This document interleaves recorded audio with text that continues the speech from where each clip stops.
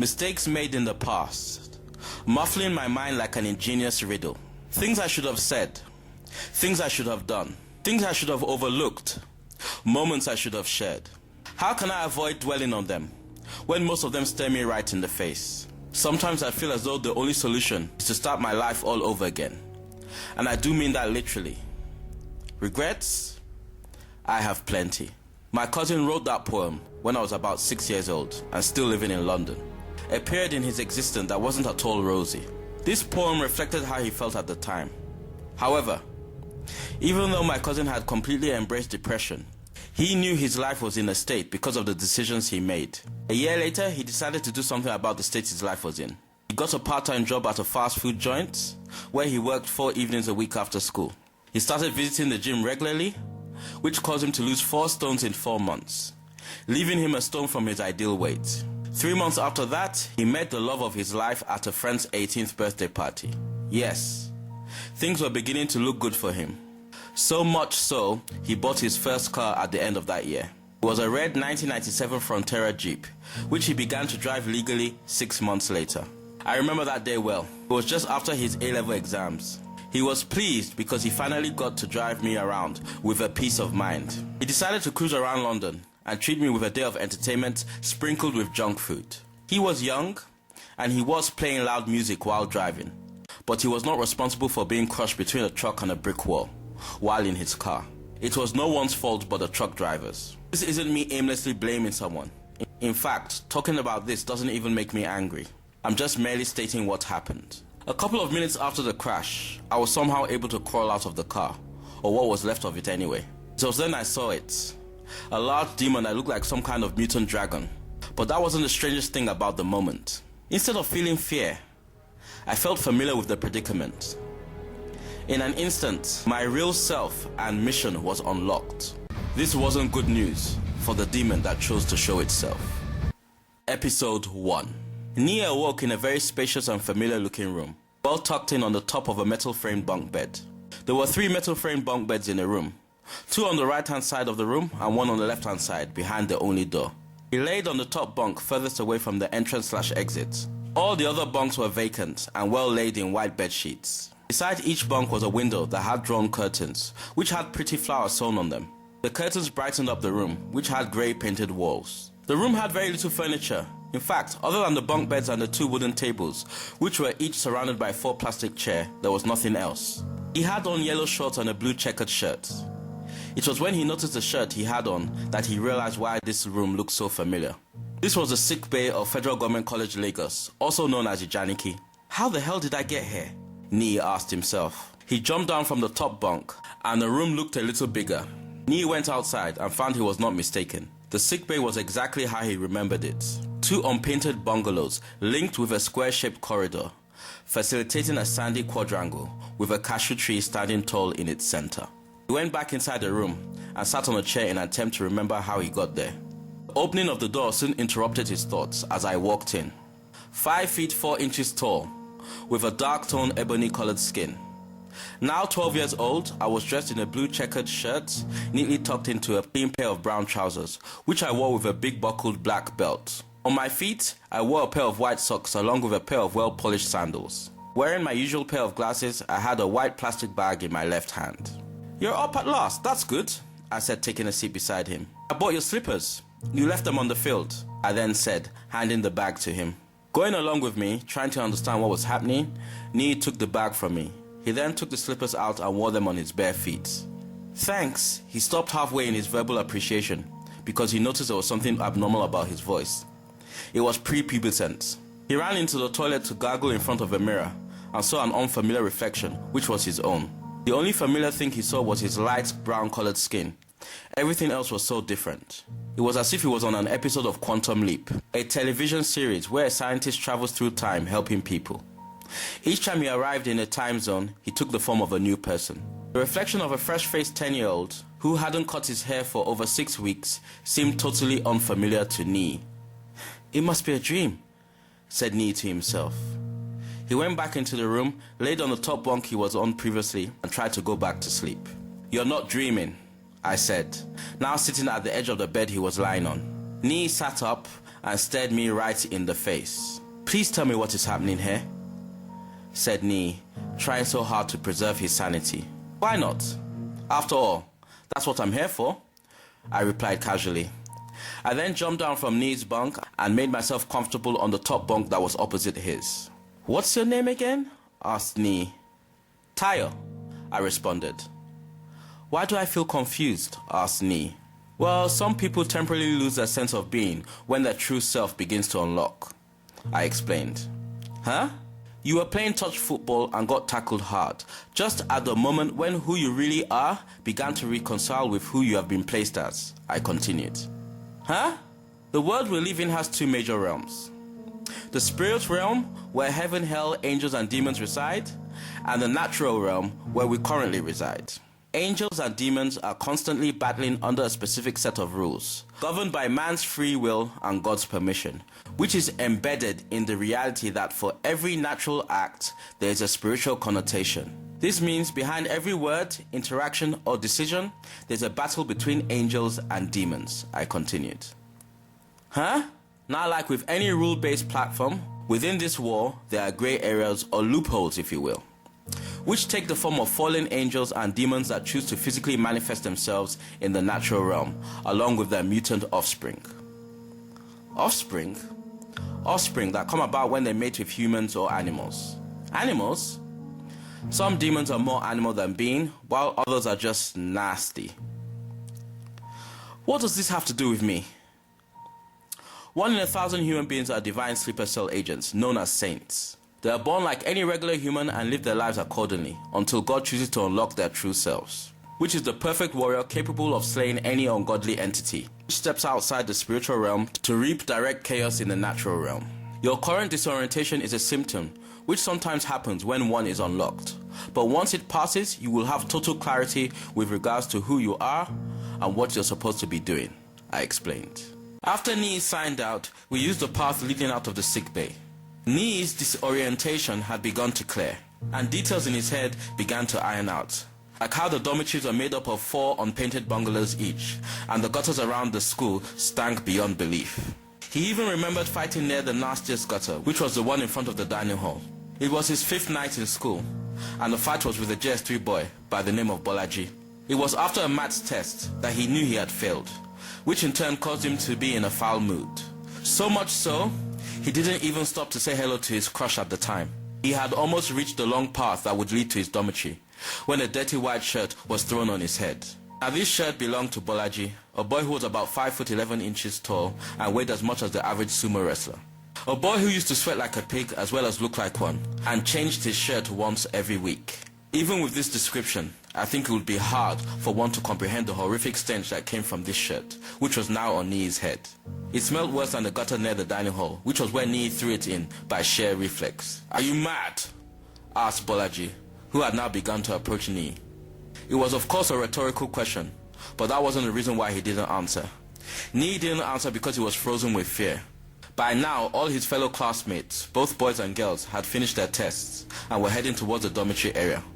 But of course, they all stopped to see the outcome of his predicament. Bolaji, at this point, was now standing right in front of Nee, with no shirt on. It wasn't a pretty sight or smell. Nee was in school uniform, which for him, a junior boy, was a white shirt, a pair of green shorts, brown sandals, and white socks. From where I was standing, this guy seemed twice Nee's size. "Go get it," ordered Bolaji. "What? You heard me." "There is no way I'm going in there." "Are you messing with me?" asked Bolaji. Again, a rhetorical question, and it was at this point Nee did something very brave and stupid. I don't know whether it was because his mates were watching, or if it was because of the mood he was in, but he replied, "No, Pumbaa, you're messing with me." Nee then proceeded to punch Bolaji's fat, sweaty belly as hard as he could. The chubby bully of course didn't feel a thing and gave Nee one of his own, which sent the first year flying. Nee hit the ground near the edge of the gutter. Bolaji then started running at him, while the 10-year-old was still on the floor dazed. Then it happened. Bolaji slipped, and Nee quickly moved out of the way, allowing the robust bully to fall headfirst into the gutter.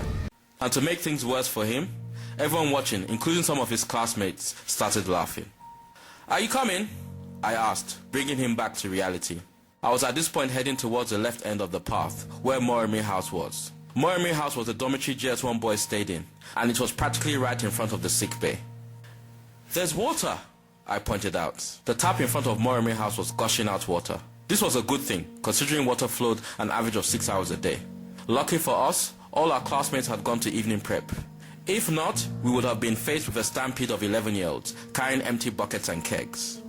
Nee's area was situated in room 8, the last room, which was pretty similar to the rest of the rooms. It was large and filled with about a dozen iron bunk beds. It had a cupboard that took up a whole wall and was filled with student suitcases.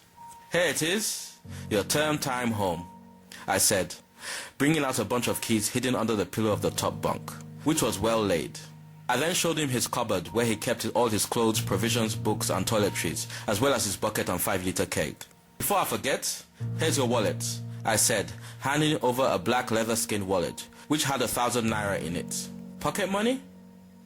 "Yep, that really isn't much. Looks like your dad really has it in for you," I remarked. I then handed him a black, cylindrical object about 8 inches long with a diameter of about 2.5 inches. On the side of the object was a yellow switch. "What's this?" Nee asked as he took it from me. "That, my friend, is Bill, a tool you will need. It has a name." "Yes, it has a name. Bill has been good to me. Give it here." "Let me show you how to use this," I said, snatching the object from him. "This switch, when moved to the right, releases a saber that works like a boomerang," I said, demonstrating moving the switch to the right, unleashing a long curved blade. I then threw Bill, which supernaturally went around the room before heading back towards us. "See, now that's useful," I said, catching the weapon. "This baby has fattened me up with cashew. Take care of him." Move the switch to the left to release a grappling hook, which goes as far as 100 meters. I then handed Bill over to Nee and began to leave the room. "Oh, before I forget, meet me by the chemistry lab tomorrow morning." "You do still know where that is?" "Yes, I know where it is," Nee answered offensively.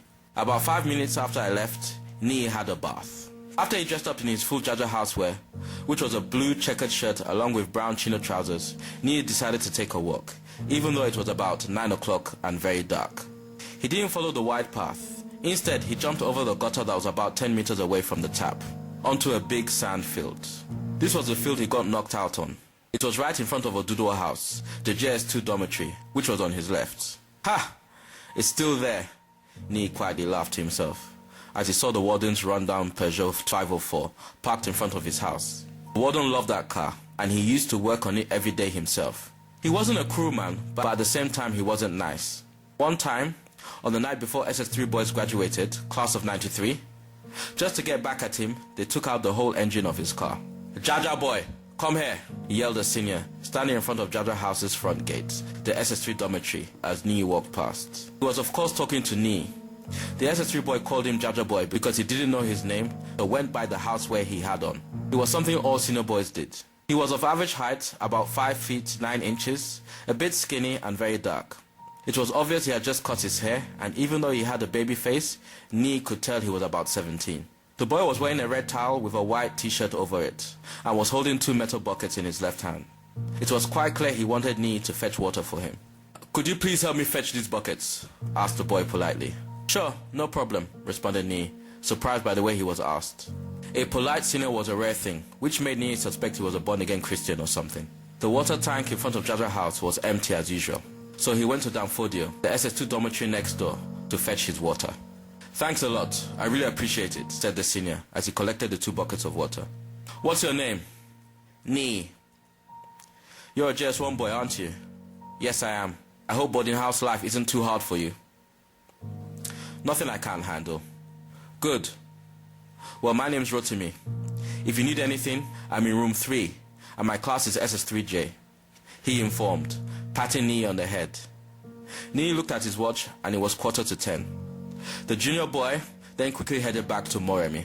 When he got back, the dormitory was filled with JS1 boys. Entering his room, he found it was filled with life. Some boys were playing checkers in a corner, others were playing cards, and others were having an intense conversation in a corner, while others had already made themselves comfortable on their beds, getting ready to sleep. Nee got to his corner, and on the lower bunk of his bed was a boy lying down.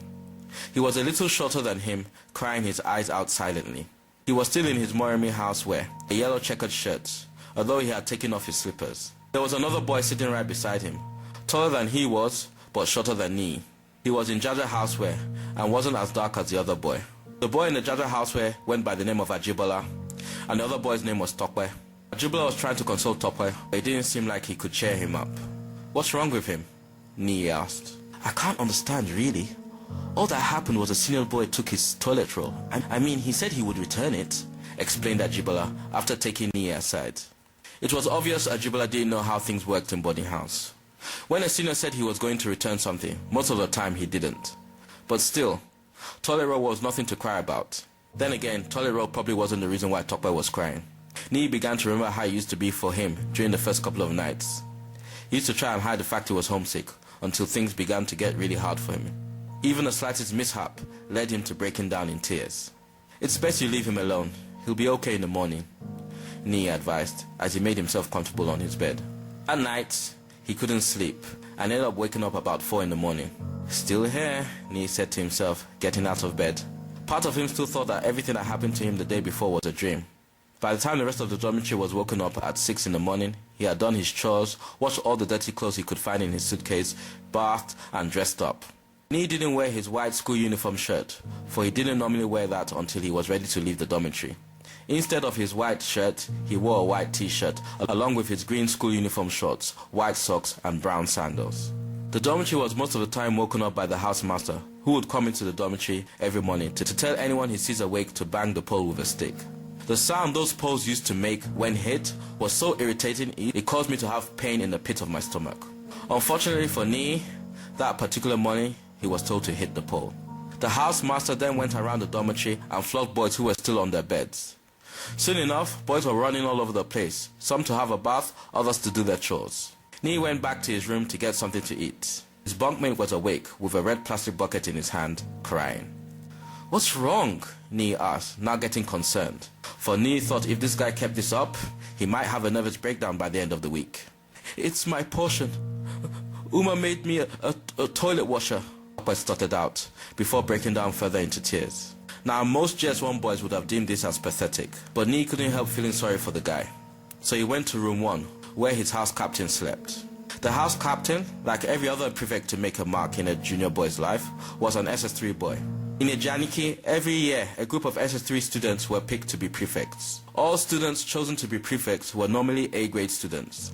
There were a total of 12 house captains, 6 male ones and 6 female ones, each with their own assistant. Their job was to ensure all the students in the dormitory cleaned their dorms and behaved themselves. There were 2 social prefects, 1 boy, 1 girl, and they were usually the 2 most popular or rather coolest students in the school. Their job was to organize social activities. The 2 labor prefects, 1 boy and girl, to organize students to trim grass in the school. 2 dining hall prefects that maintained order in the dining hall. 2 health prefects that did absolutely nothing. 2 sport prefects, which were usually 2 very sporty students. And a head boy and head girl who helped maintain law and order amongst the entire student body. Nii's house captain's name was Uma. He was a big 17-year-old, tall and quite muscular. Uma was very dark and had a shaved head. At the time, he was half dressed in his uniform. All that was left for him to wear was his shirt. Nii figured they made him a prefect because he was good at sports. "Excuse me," Nii said, getting his house captain's attention. "Yes?" Uma answered slowly, physically telling the JS1 boy whatever he had to say better be important. "I don't want to be a bother, but I was wondering whether I could swap portions with someone." "Come again?" Uma replied, giving the notion Nii asked a favor he couldn't possibly satisfy. "I want to swap portions with someone. You see, my friend gets skin irritation very easily, unlike me. So, as to make things easier for him, I was wondering whether he could do my window cleaning while I did his toilet washing." "Are you serious?" "Yes, I am." "Fine. But remember, if that toilet is seen messed up in the morning or during inspection, you will be punished." "I understand." You know that feeling one gets when you do something very noble, then regret it deeply moments later? Well, that's exactly the feeling Nii got when he entered the toilets. There was feces everywhere, as well as maggots marching all over the place. After he washed the toilet, Tokwe and Ajibola treated him to a big bowl of Frosties, which was a big wow in boarding house. But while Nii was feasting, he couldn't help thinking about the fact he had to do that portion every morning for the rest of the term. About 50 minutes later, Nii and his classmates were all driven out of the dormitory. Nee and his friends began to make their way to the classroom areas. They took the long wide path route to class. Like was expected, SS3 boys stopped them at the checkpoint to make them fetch their bathing water. Checkpoint was a shade that was made up of 4 metal poles covered by an aluminium roof. This shaded a bench beside a long pole gate, which opened vertically. The checkpoint was on slightly higher ground, which was sandy. After playing the role of slaves for 17-year-old boys, they decided to skip breakfast, which in boarding house terms meant they were living large for that moment. Ha! It's still there, Nee said as he looked up before they passed through the corridor of the school's chemistry lab, referring to a bunch of keys held with a red rubber holder with a red plastic clip, tangled up in a set of 4 wires held by tall wooden poles. They were one of many set of wires allowing electricity to flow all around the school. They got tangled there when a Macaulay boy, purple checkered shirt, called Ikechukwu, was swinging his key holder around and round until for some reason he let them go. They went straight up into the air and got tangled up in the wires. The boys made their way up the stairs of the JS1 classroom block, and Nee's classmates entered the first class, which was JS1F. You see, each classroom block had 6 arms, or rather classes, which was F, G, C, J, L, N. N was considered the class of the dumb student, while F was considered the class of the brightest. All that changed in the senior years, as J, L, N were the science classes. Nee followed them into the class, but before he entered, he stopped to look at the view from the block. He could see the administration block in front of him, which was about 40 meters away. At a diagonal distance of about 30 meters on his left, he could see the JS3 block, behind which was the SS2 block, beside which was the SS3 block. After taking a good look at the buildings, which helped realign his mind, Nee joined his companions, who had already made themselves comfortable at the back of the classroom. There, Nee got to know these boys very well. They told him about some of their experiences, likes, dislikes, and dreams. Nee just listened, which seemed to be okay with them, seeing as they kept on talking. About 10 minutes before school assembly, I went to his classroom block, apologizing for not being at the chemistry lab, and showed him his class, which was JS1N, and his desk, which was in the center of the class. For Nee, time went by fast that day. It wasn't long before it was break time. He had some money on him, and so decided to get something to eat. Nee stopped by 1F to get Topper and Ajibula to tag along, which they did. Are you sure the snack van is here? I don't want to go near the danger zone for nothing, inquired Topper, worried about going near the SS3 block, where we had an 88% chance of our money being taken off us, beaten up, or humiliated in some way.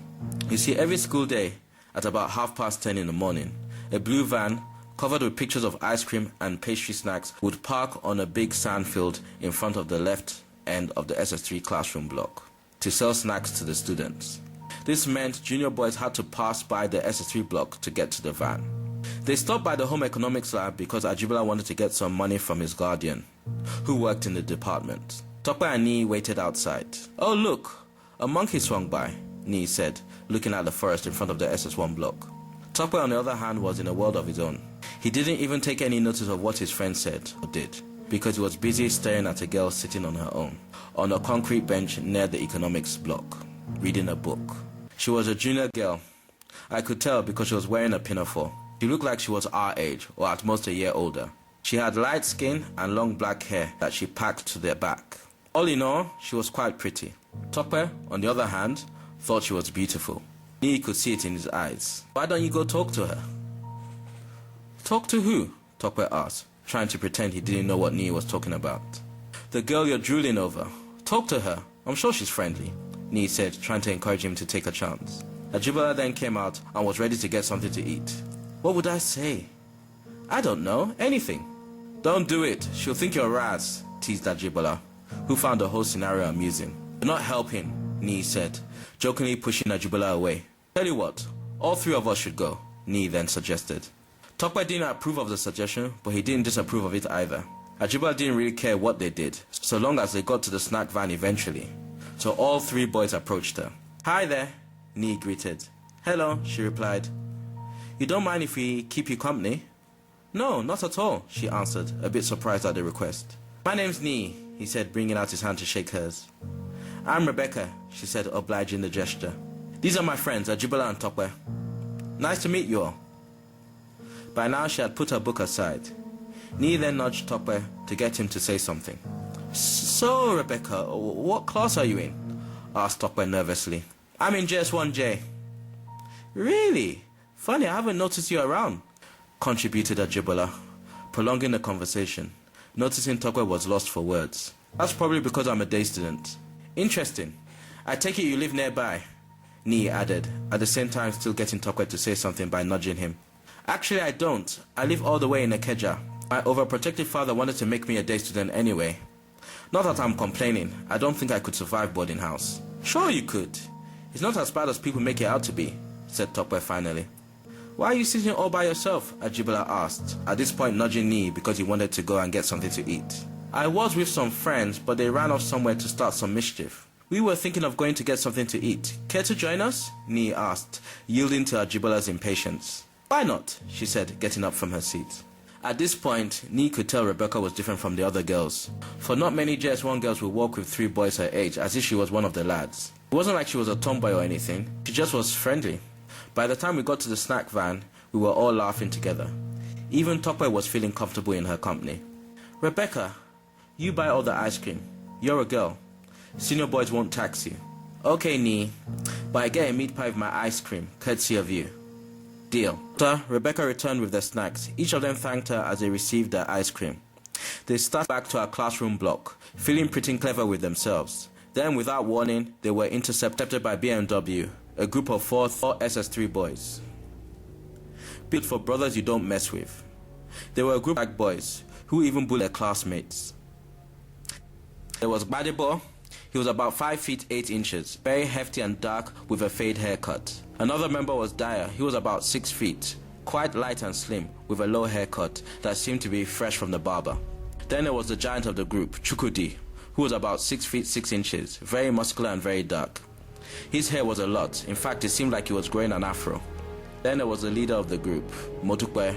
He was about 5 feet 7 inches and was very athletic and mean looking. He was fair in complexion and he had shaved off all the hair on his head. I'll see you guys later, Rebecca said casually, leaving them to face a new set of tormentors. Empty your pockets, ordered Motukwe sternly. Without hesitation, the boys did as they were told. Where's the money? Finished. We spent it all on ice cream, Ni answered, trying not to smile. You see, while his mates saw 4 huge monsters, all Ni saw was a couple of teenage boys on a power trip. No money, eh? Okay. Hand over your ice creams. What? Blurted out Ajibola by sheer reflex, very unhappy with the senior boy's request. Don't make me repeat myself. I don't believe this, mumbled Ajibola as he handed over his ice cream. Hey, I don't have one, moaned Gbadebo. Keep your hair on. I'll tax another junior boy, assured Modupe. Hey, Chinko, yelled out Modupe. He caught the attention of a slim Asian boy, who was about 5 feet 5 inches tall, with short black hair, and an ice cream in his right hand. Come here, Modupe continued. The boy did what he was told and approached where they were standing. What's your name? Selema. What class are you in? JS3. Okay, Selema, hand over your ice cream. Excuse me? Responded Selema, who almost seemed surprised at the request. I said, hand over your ice cream, repeated Modupe, now stepping right up to the junior boy. Selema in turn stared Modupe right in the eyes, with defiance oozing out of him. The JS3 boy then threw his ice cream on the floor. Modupe, who was by now clearly infuriated, pushed Selema to the floor, who immediately flipped back to his feet and stood in a defensive stance. Do you want to fight? Asked Modupe, then proceeding to take off his shirt. Selema didn't answer the question. All he did was raise his right eyebrow while he maintained his defensive position. What's going on here? Asked a familiar voice. They all turned around and saw it was Rotimi wearing the head boy badge. Stay out of this, rodent. Modupe, let them go. I don't want to have to put your name down. Modupe stopped and gave Selema a dirty look. He then gave Tokwe a dirty look. He then gave Rotimi a dirty look. He then gave Ajibola a dirty look, who responded with a look that said, What did I do? He then put his shirt on and walked away with the rest of his gang following. That day, Ni stayed back after school in his class and started a diary. He wanted to keep an account of everything that would happen to him in his life from then on. He had just about finished writing an account of everything that happened to him so far when I walked in. Hey there, I greeted as I took a seat facing him. So, how is Ijaniki so far? I then asked. Let's just say it's everything I expected it to be. Where were you? Ni then asked, remembering he hadn't seen me at all in class that day. I had to take care of something. It's funny, I still can't believe what's happening. Well, believe it. What was your life before you were awoken? Pretty standard, I responded. I then got up from my seat and moved to the front of the class and said, your calling isn't some kind of punishment. It's a chance to really be used by the Almighty Father. You still go on living your life as you choose, and you will still be judged by your deeds when you cross over. Time flew quickly that week, and before you knew it, Saturday arrived, which meant inspection day. He hated inspection day. The whole dorm was woken up earlier than usual to give the entire living space a thorough cleaning. He must have washed his toilet more than 10 times that morning. Not that it did any good, for he was still flogged along with the other toilet washers by the housemaster. Apparently, someone left a big pile of poo on the toilet corridor, and the inspectors saw it, causing Moremi House to be branded the dirtiest dormitory in the whole school. After his punishment, Nii decided to have a nap, which he did for a short while, until Ajibola and Tokwe disturbed it. Nii, Tokwe and I are going to pluck cashews. Care to join us? Sure, why not? They then put on the explorer wear, which was made up of a t-shirt and the dirtiest housewear trousers they owned. Ajibola stole a net pole to use to get those hard-to-reach cashews. Tokwe got a big backpack to bring back cashews, and I took Bill. After we fully prepared ourselves, we made our way to the forest, using a shortcut that was behind Macaulay House, JS3 dormitory. Boo! My God, you scared the hell out of me, Tokwe said, checking whether his heart had literally jumped out of his chest. It was me, and I jumped out from one of the bushes at the entrance of the shortcut, wearing a Jaja Housewear t-shirt along with a brown pair of trousers. What did you think I was, a monster? Haha, very funny, Nii replied, as we continued to walk up the path through the woods. Where are you guys going? To pluck cashews, answered Ajibola. Really? Can I come? It wasn't long before we got to the part of the forest that Ajibola referred to as cashew paradise. Every tree was filled with yellow and red cashews. In a few minutes, we were able to fill Tokwe's backpack with the ripe, juicy fruits. Despite this, Ajibola was still determined to get his hand on a particular cashew. The cashew was yellow, which was the sweetest kind, and it was as big as my fist. It was a very enticing fruit, but it was on top of a very high tree. But that didn't stop Ajibola, who was determined to get it. He climbed the tree, and the higher he went, the weaker the branches of the tree were. He had almost got his prized fruit when suddenly the branch he was standing on broke. He fell all the way down. Luckily for him, a small bush broke his fall. After we made sure he was okay, the rest of us had a good laugh. After laughing our heads off, we all sat down and ate as many cashews as possible. While Tokwe and Ajibola were treating themselves, I took Nii aside. Look, I said, pointing to a red star in the sky, which was essentially a Slayer's bat signal. We must get over there quickly. What about the others? Forget the others. I then grabbed Nii and ran towards the star. The closer we got to the star, the more afraid Nii became. Finally, we got to a big opening in the forest. I saw nothing at first. Then I saw something move in the trees. I couldn't see its face, but it looked like a monkey. It turned around and stared Nii right in the face. I was right, it was a monkey. But there was something very different with this monkey. Its eyes were literally on fire.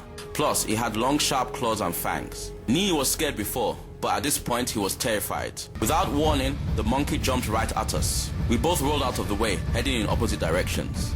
As Nii rolled to his feet, he felt something. It was like an adrenaline rush, only 1,000 times more powerful and 1,000 times more soothing. He was divinely empowered. As soon as the monkey landed on its feet, it immediately jumped at Nii again.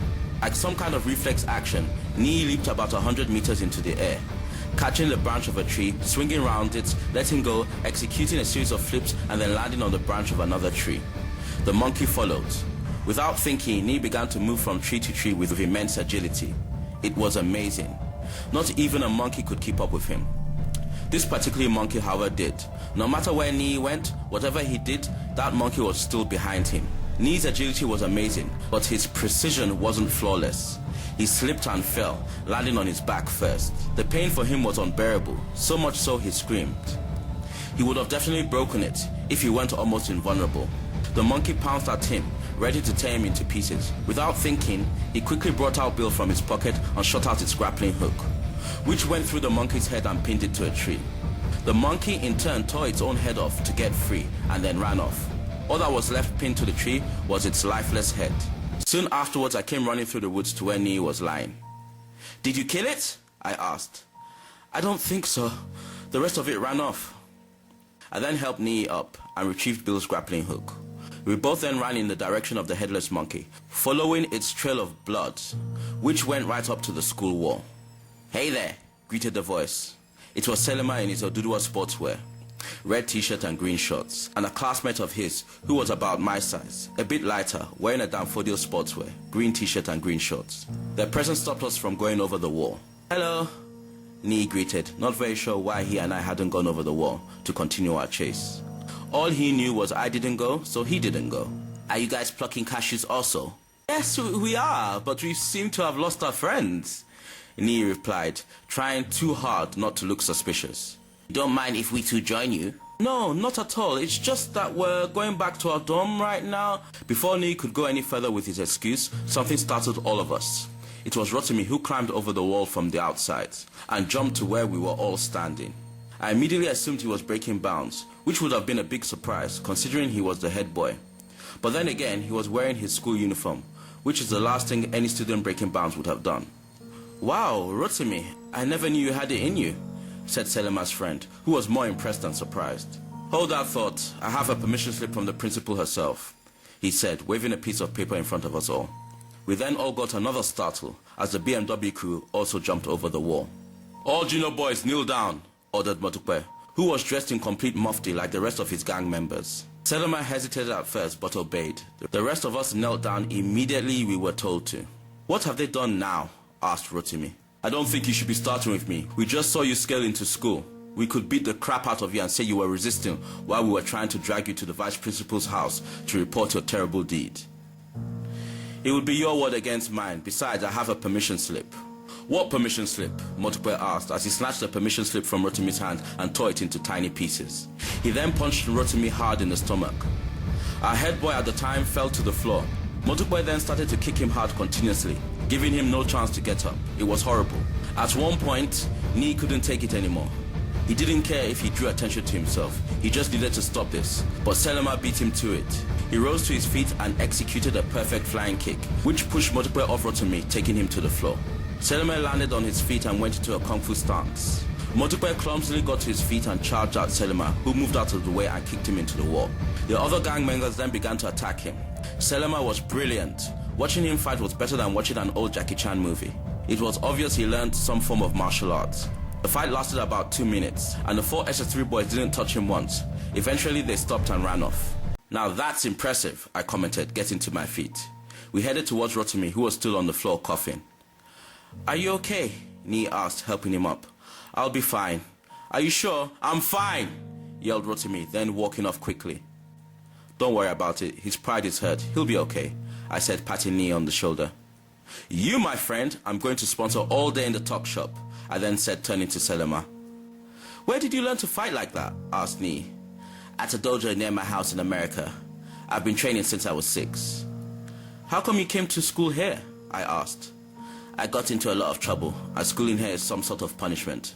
My dad is a Nigerian and said boarding school in this country will teach me how to appreciate things more." "And your mom?" I asked. "She just agrees with everything my dad says." "What a coincidence. My friend here faces the same scenario, only his dad is dead against him being here. Your mom must be the Asian half," I deduced, leaning on Nii. "Yes, she's Japanese." "Tayo, I'm going off to look for Ajibola and Tokwe. I'll catch up with you later," Nii interrupted, really concerned about the headless monkey. "Okay, I'll see you later," I answered. That wasn't really the reply Nii was looking for, but he accepted it. Nii waited for us to get out of sight before climbing the wall. He couldn't see any blood trail on the other side, so he jumped back down. He then searched through the whole forest and found nothing. Finally, towards the evening, he returned back to Moremi. When he got to his bunker area, he found me, Tokwe and Ajibola on his bed talking. We had all bathed and were now wearing our housewear. "Where have you been?" asked Ajibola. "Around," Nii answered, making himself comfortable on Tokwe's bed. "Okay, I can see you're not in a talking mood. We're heading to the dining hall. Do you want us to collect your grub?" "Yes, please. Sorry I seemed a bit moody when I got in. I'm just tired, that's all." Ajibola, Tokwe, and virtually all the room members then left for the dining hall, leaving the room nearly empty. "Why didn't you stay and help me find it?" Nii asked me as I made myself comfortable on his bed. "I knew we were too late. Did you find the body?" "No." "That could be a good thing or a bad thing." "What do you mean?" What I mean is, you not finding the body could mean it was an ordinary demon, which would mean the body was burnt up, and we don't have a problem. Or it could be what we saw was a monkey possessed by a master demon, and now that master demon has found a new host. If that is the case, then we have a very serious problem. We have to assume the worst. What do we do? Asked Nee. Tomorrow, we search the forest again. In the meantime, look out for anything out of the ordinary. Early the next morning, Nee and I met at the shortcut.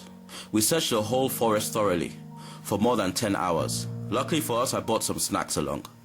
Towards the evening, we were ready to give up when we found something. We found the dead body of a farmer whose 4 limbs had been torn off. It looked like some kind of wild animal did it. A couple of feet away from the farmer's body lay the headless monkey's body from the previous day. Oh my God, Nee whispered to himself. It was there the seriousness of the whole situation really hit him. He was hoping I would have a solution to all this, but all I said was, this is not good. I briefed Nee on what we could be up against. I told him whatever it was extremely strong, fast and ruthless, adding it could take over the body of any living creature, plant or animal, which meant whatever we were up against could be anyone or anything. That week, Nee was extremely paranoid. Everyone he looked at had the potential to be the demon's new host. Knowing that he wouldn't be informed by a signal in the sky or a signal from his watch if his demon was striking because it was shielded by human flesh didn't help. That Friday at break time, Nee roamed around the school looking for anything that could lead to catching this thing. He was anxious as well as afraid. Suddenly, someone put a hand on his shoulder, causing him to jump back immediately. Calm down, I advised, noticing his anxiety. I'm sorry. I can't shake the feeling he might be out there hurting someone or planning to hurt someone. Take it easy. Demons aren't very subtle. When you meet this creature's host, believe me, you will know. I've done this before. We'll find that demon and you'll slay it. Nee knew I meant to console him with those words, but for some reason I didn't succeed in cheering him up at all. I saw this, so I tried again by treating him to some snack van goodies. On our way to the snack van, we bumped into Tokwe Ajibola and Rebecca. Where were you?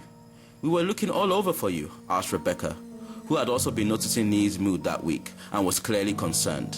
A senior sent me on an errand immediately break started, Nee lied, not really in the mood to answer too many questions. I then went to buy everyone snacks and came back accompanied by Selima.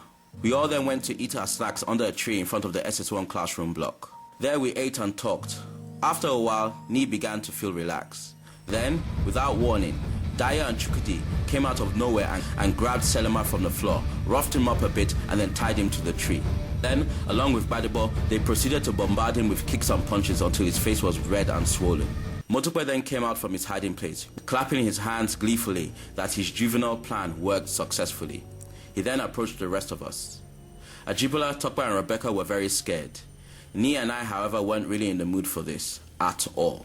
Run along, little girl, he said to Rebecca, laughing hysterically. Without hesitation, she ran off. The rest of you kneel down, he ordered. But before we could even respond to his demand, a voice shouted out, Hey! It was Rotimi with a big grin on his face, surrounded by 4 pretty senior girls. It had almost been a week since he was beaten up, but still, the Rotimi I had seen previously would have still been walking around sulking. However, this Rotimi was not only in a good mood, but seemed to be enjoying himself. Leave them alone, or all you what? Put my name down?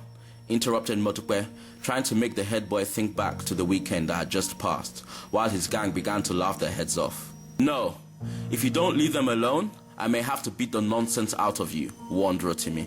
Even as he put that threat on the table, his mood didn't change.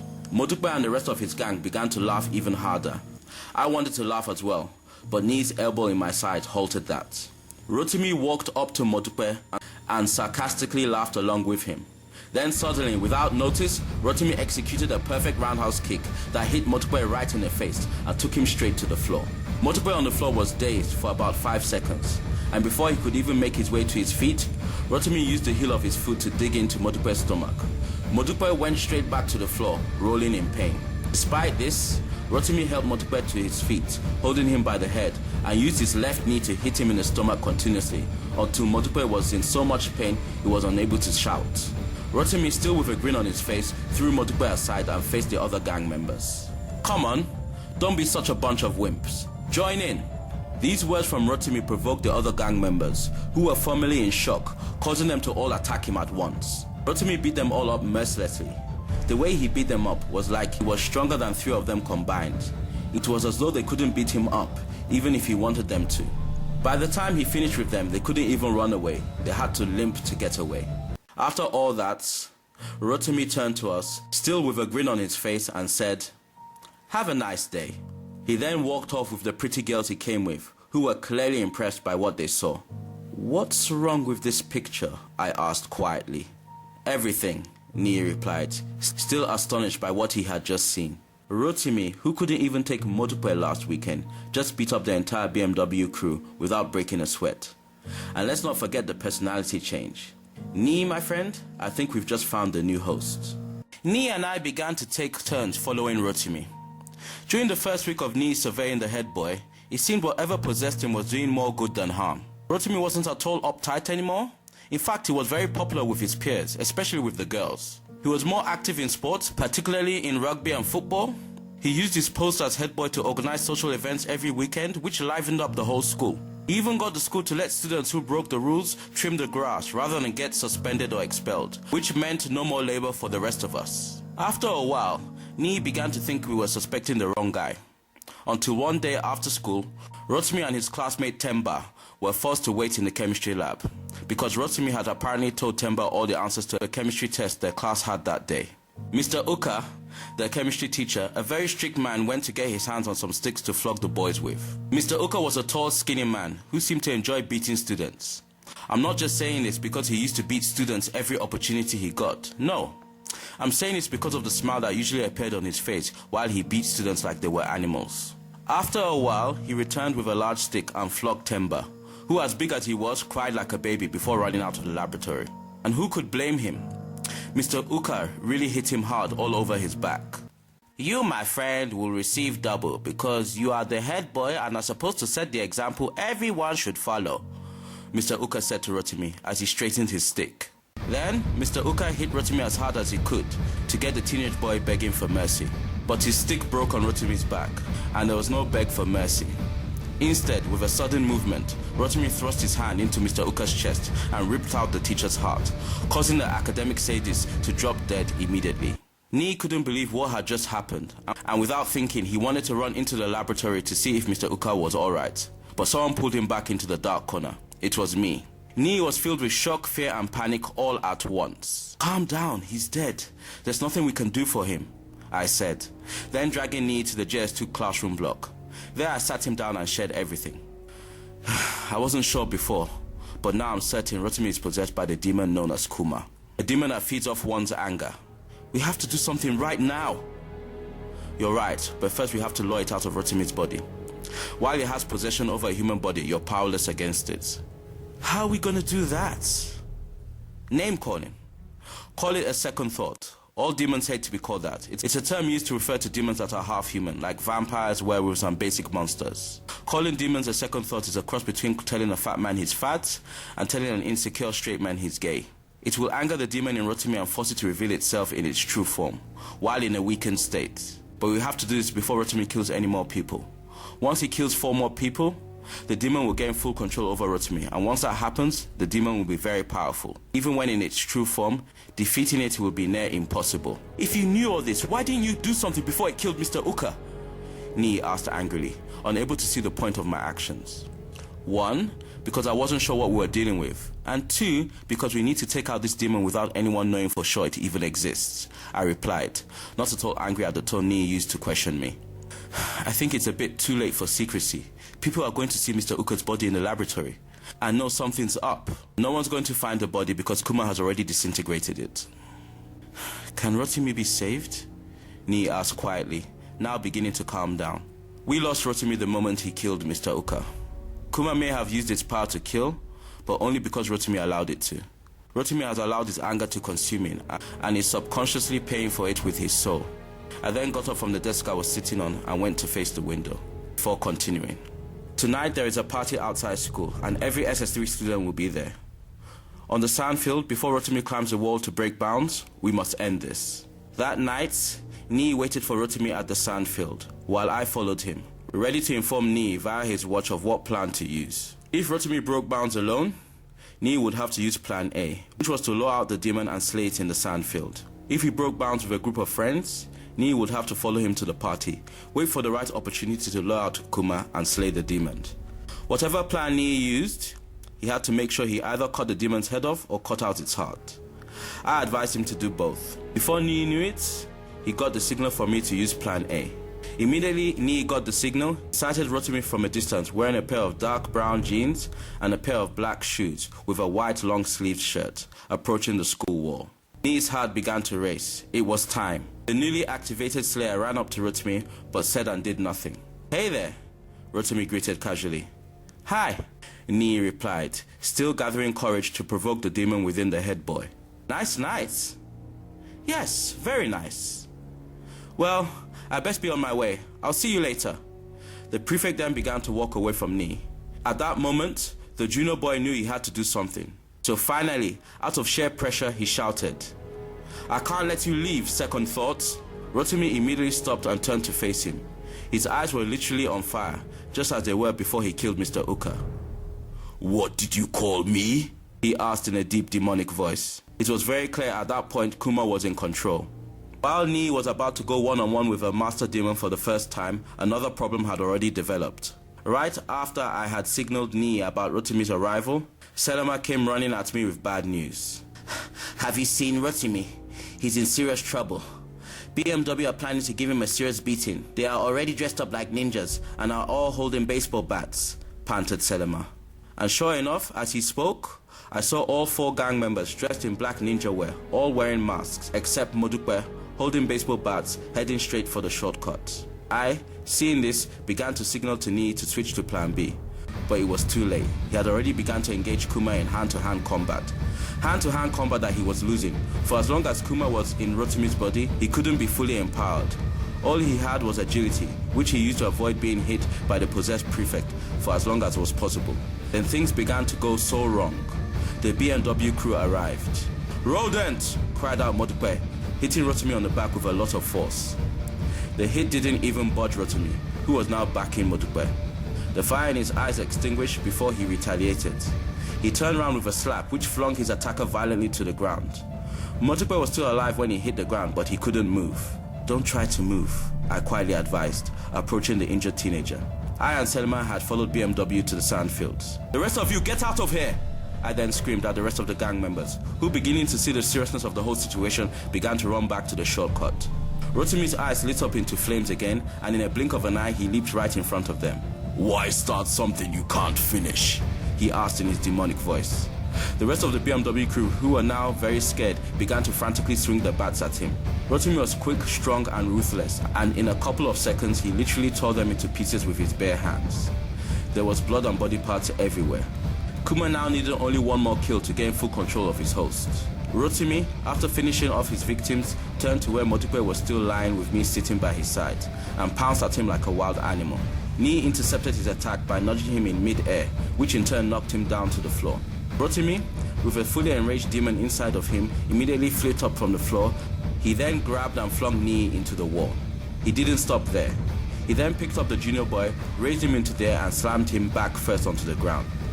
He then was about to attempt to finish Nee off when one of Selma's well-executed flying kicks got his attention. Selma then began to fight off Rotimi valiantly, and was doing kind of well until he received one of the prefect's punches in the face, which decapitated him on impact. It was a horrible sight, and the worst thing about it was, Nee was in too much pain to do anything to stop it. And to top it up, Rotimi's soul was officially lost forever. Kuma, after using Rotimi to kill Selma, automatically gained full control over his body, causing the demon to laugh out loud. His laughter angered Nee so much, he forgot the pain and began to focus on one thing: kill the monster now. A throne made out of dirt emerged from the floor, which he sat on. The throne then rose about 10 feet off the ground.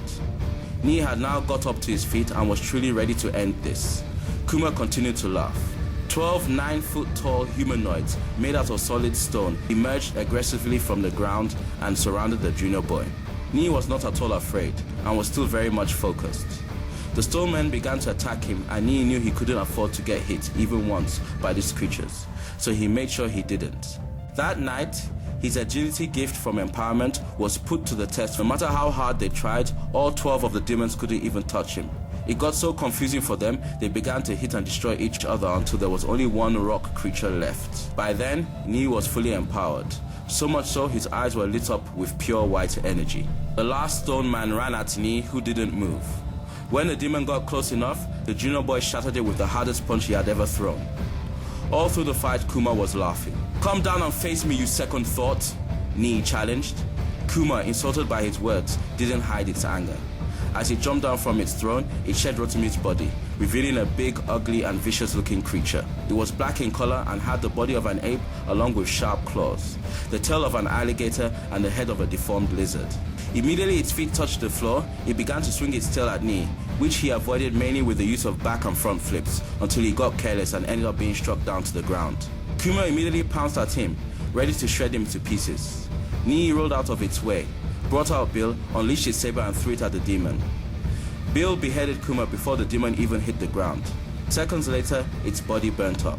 Nee dropped to his knees, and all he could see was a victory gained at too great a cost. We got Modupe to a nearby hospital outside school, after which I went back to the field and used my contacts to clean it up. Nee, on the other hand, went back to Morimi house and got some sleep. A couple of weeks passed. Modupe recovered and became a born-again Christian. Rotimi and all his victims were put on the missing persons list and then forgotten about some months later.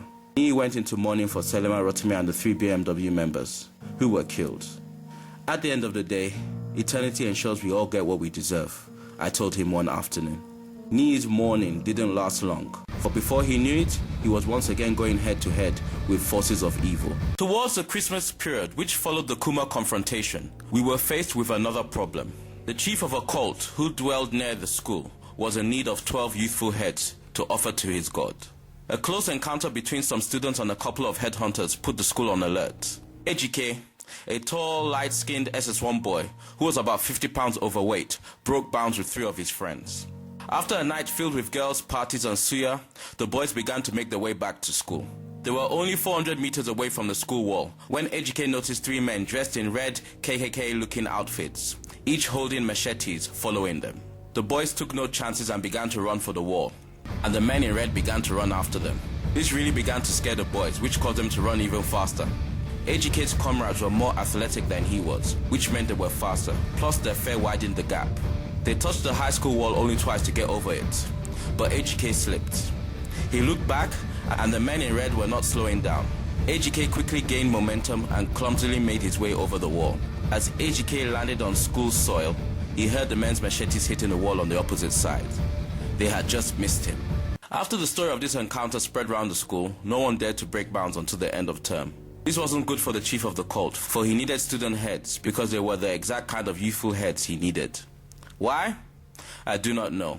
All the youths that lived nearby stayed in their houses as soon as it began to get dark, which meant there was no way this cult was getting all the 12 heads before their deadline. So the cult leader prayed to his god and asked him for some help. The cult's god sent them a messenger who could bring all the heads they need on the eve of their offering. "Are you ready?"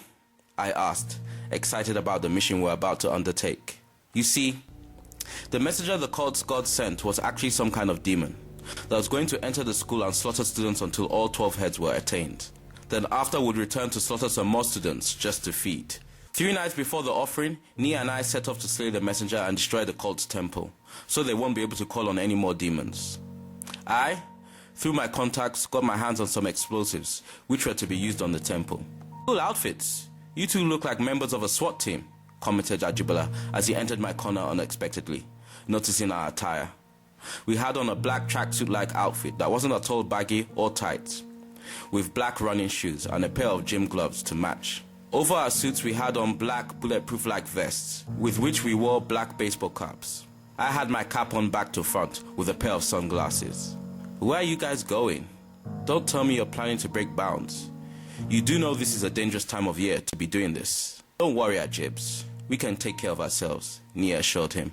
That's what the victims always say in all those horror films, right before they go and face a bloody and gory death. We ignored him. I put on my black backpack full of explosives, and we were on our way. "Wait, guys, you haven't seen Tope anywhere, have you?" Ajibula asked, holding us as we were about to leave the room. "You won't find him. He always goes to his guardian's house this time of the month," Ni informed, then following me out of the room. The temple was deep in a forest not far from our school, and it took us only around 30 minutes to get there. On arrival, we stayed hidden amongst some bushes for a while. There it is, the Black Soul Temple, I said, pointing to a building which wasn't very visible. All Nii could see of it was the entrance that was made up of two very big doors. The rest of it was covered with leaves, vines, and weeds. After we watched the temple for a while, more than 50 cult members left the temple. It was then I decided to go in. Here, wear this. It's a means to stay in contact in case we have to split up. Our aim is to slay the messenger and blow up the temple, I briefed, giving Nii a headset, which had an earpiece and a microphone. After testing our headsets, we made our way to the entrance of the temple. It was locked, so I picked it using one of my newly acquired gadgets. On entering the temple, it was now very clear how big it was. It was enormous. The door should have given that away, but for some reason it didn't. As soon as we entered, we came to two long corridors. Which way now? Asked Nii. We're going to have to split up. If you see the messenger, concentrate on slaying it. If you don't, set up the explosives, inform me, and then get out as soon as possible. I'm going to do the same. Nii went down the left corridor that had to be about 500 meters long. Halfway down the corridor, he began to see human body parts as well as a variety of high-tech guns lying all over the place. There was a rumor about a team of US agents who went into the temple and never came out. Nii's guess was that those body parts belonged to them. It didn't take long before he reached the end of the hall and came to a large room with a footpath that led to its center, where there was a big circle, which like the path was made out of concrete. The circle had a diameter of about 80 meters, and it was surrounded by hot molten lava. In fact, the whole room was filled with lava. The only thing a human being could walk on without being burnt was the footpath and the circle, which was somehow hovering several feet above the hot liquid. Nii walked onto the circle, which like the corridor floor had body parts and high-tech weapons all over it. Nii didn't see any messengers, so he started setting up explosives around the circle. He had just set up the last explosive and set up all the timers when something suddenly jumped out of the lava and onto the circle. It was a large creature which resembled an African gorilla, only this creature was about 12 feet in height with orange skin and long razor-sharp claws. It was a messenger and he hadn't jumped out of the lava to say hello. Even though Nii had already faced and defeated a master demon and was more aware of his abilities, he wasn't yet used to seeing a demon, which was why he was startled and a little scared. Empowerment then came to him almost instantly. After roaring, the messenger thrust its claws right at Nii, who in turn jumped out of the way. The rookie slayer then charged into its side, which had no effect. Nii then gave the messenger 600 punches at the speed of 1,000 miles per second, directly in the stomach, which seemed to have no effect on the demon. He then gave an uppercut straight into its chin, immediately after which he executed a perfect aerial spin kick to its face. Still no effect. Let's not forget, Nii was impaled, which meant receiving one hit from him was the equivalent of being hit by a truck, yet he didn't even budge the creature. Nii attempted to hit the messenger again, but it caught his hand and flung the junior boy to the floor. It began to run at Nii. Out of fear and desperation, he grabbed a proto-gun lying right beside him, which was a big gun, 20 times more powerful than a bazooka and 10 times lighter. Nii fired 8 shots at the demon, which hit it directly in the chest. The first 4 made it stagger, the second 4 pushed it out of the circle back into the lava.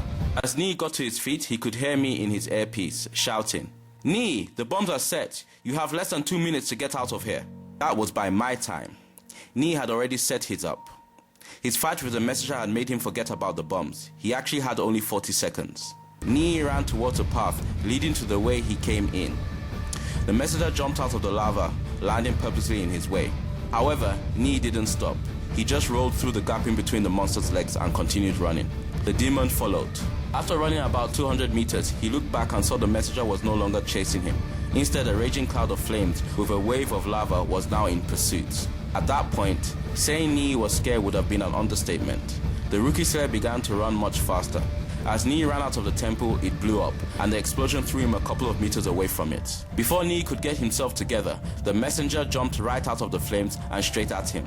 Bill, with its saber fully protruded, came spinning out of nowhere, slicing off the demon's head in mid-air. It then returned straight back into my hand. I then kicked off the messenger's body that fell right on top of Nii. "You made it," Nii gasped as I helped him to his feet. Of course I made it. And try to remember, if it isn't a second thought, cut its head off or rip its heart out. Blowing it up will not do the trick. For God's sake, it comes from a hot climate. The next 4 years that passed, Nii faced and destroyed over 1,500 demons. all of different shapes and sizes. Everywhere he went and everything he did seemed to end up in him going head to head with a demon, or in some cases, several demons. During those years, his most memorable experience had to have taken place in the summer that followed his JS3 examinations. The exams that, if passed, would make him a senior. By the time we had all reached JS3, a lot had happened. Tokwe and Rebecca were an item for half of JS1 and the whole of JS2. Rebecca dumped Tokwe, who then didn't speak to her for a whole term, but they later made up and became good friends. Ajibola joined the school football team as a goalkeeper and was pretty good. Everyone loved him until the day we played King's College, who had a half-demon striker with incredible abilities. He scored 20 goals for his school team, which made Ajibola look very uncool, hence causing him to be kicked off the team. Unfortunately for the striker, Nii had to slay him, seeing as he needed human flesh to sustain his powers. Nii then found out Rebecca had strong feelings for him, as she revealed them on a Sunday afternoon. He couldn't start anything with her because 1, she was once Tokwe's girl, and 2, the whole Slayer calling had put him off having a standard life, which was pretty normal. I was just helping him take out demons, while enjoying life to the max. At times, it was clear he thought I was having way too much fun. There was also a new member of our crew. His name was Tochukwu, but we called him Beefy. An average height kid like the rest of us. He, however, was very dark and had curly hair. He got that nickname because he would always use the term beefy instead of big. Beefy wasn't the only one with a nickname. Nii's was Ling, which was short for linguistic. He got that name because he got the lowest Nigerian language score in the entire block 2 years in a row. Ajibola was either called Ajibs, which was just a short version of his name, or Catch, because of his experience as a goalkeeper. Tokwe's nickname was Mijo, which came from the word midget. His other nickname was Bite Size. He got those names because he was very short in JS1. The name continued to stick with him, even when he caught up with us in height. After our JS3 exams, Nii decided to do something special for us. He organized a trip to England for the whole crew. Rebecca, however, couldn't come because her father didn't like the idea of her going away for a month with 4 teenage boys. Nii's father, being wealthy and generous, paid for everything. We stayed with Nii's auntie Marcia in Hackney.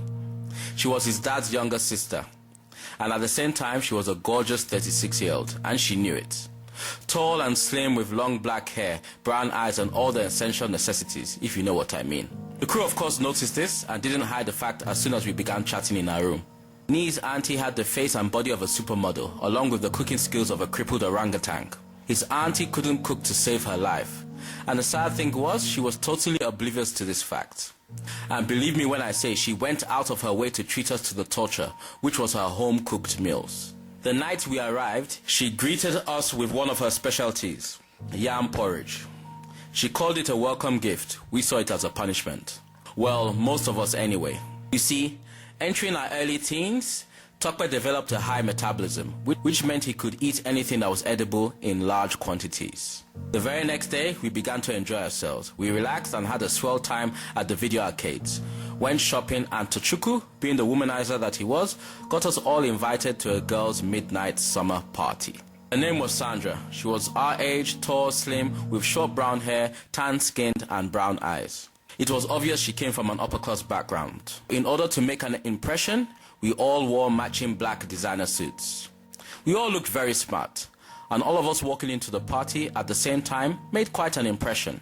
The party took place on the roof of a luxurious set of flats, and was quite impressive. There was a pool, a barbecue, good music, and everyone was surprisingly friendly. 2 hours into the party, Nii was stuffing his face with chicken when he noticed a red star shining directly over the party. He looked to his left, then to his right, and then he noticed it. Something was flying right at us, and no one was aware of this fact except for him. It was a demon, which was about 7 feet in height, extremely skinny and hairless. In fact, it looked like a gremlin, only this gremlin had big bat wings. The creature had a large wingspan and big eagle-like claws as feet. He couldn't let that thing get close to the party, because if it did, it would kill a lot of innocent kids. He needed to act quickly, so he ran and pulled me away from a group of girls. Before I could complain, he drew my attention to the approaching demon. "A distraction, now!" he ordered with great haste. Now seeing the demon, I didn't hesitate. I ran to the DJ's table, stopped the music, put on a background beat to an old 90s R&B song, and began to sing, quite well if I do say so myself. So well, I captured the attention of everyone in the party. Everyone except Nii. As soon as the demon was about 30 meters away from the building, he leaped right onto it and started punching. This caused the demon and Nii to plummet towards the ground. In mid-air, as they were falling, Nii ripped out the demon's heart with his bare hands, causing its body to immediately burn up in mid-air, while he landed feet first on the ground. Nii then went back into the party to finish his chicken. About 3 days after that incident, my auntie's 19-year-old son, Senyo, returned back from a holiday in Ghana. Senyo at the time was a bit plump and about 5 foot 8 inches in height, and very arrogant. His laughter in particular was so irritating, and believe me when I say he used to laugh at everything. As irritating as he was, Senyo was no fool. In fact, he was extremely successful. An A-grade student, the team captain of his university's hockey team, editor of his university's paper, head of his university's debate team, and a general show-off. The night that followed his arrival, I overheard Auntie Marcia ask him to take us out. Of course he didn't want to, but his mom made him. And he moaned and moaned. I remember his exact words. "Do I have to? There's such a bunch of waste men." Eventually he yielded to what his mother asked.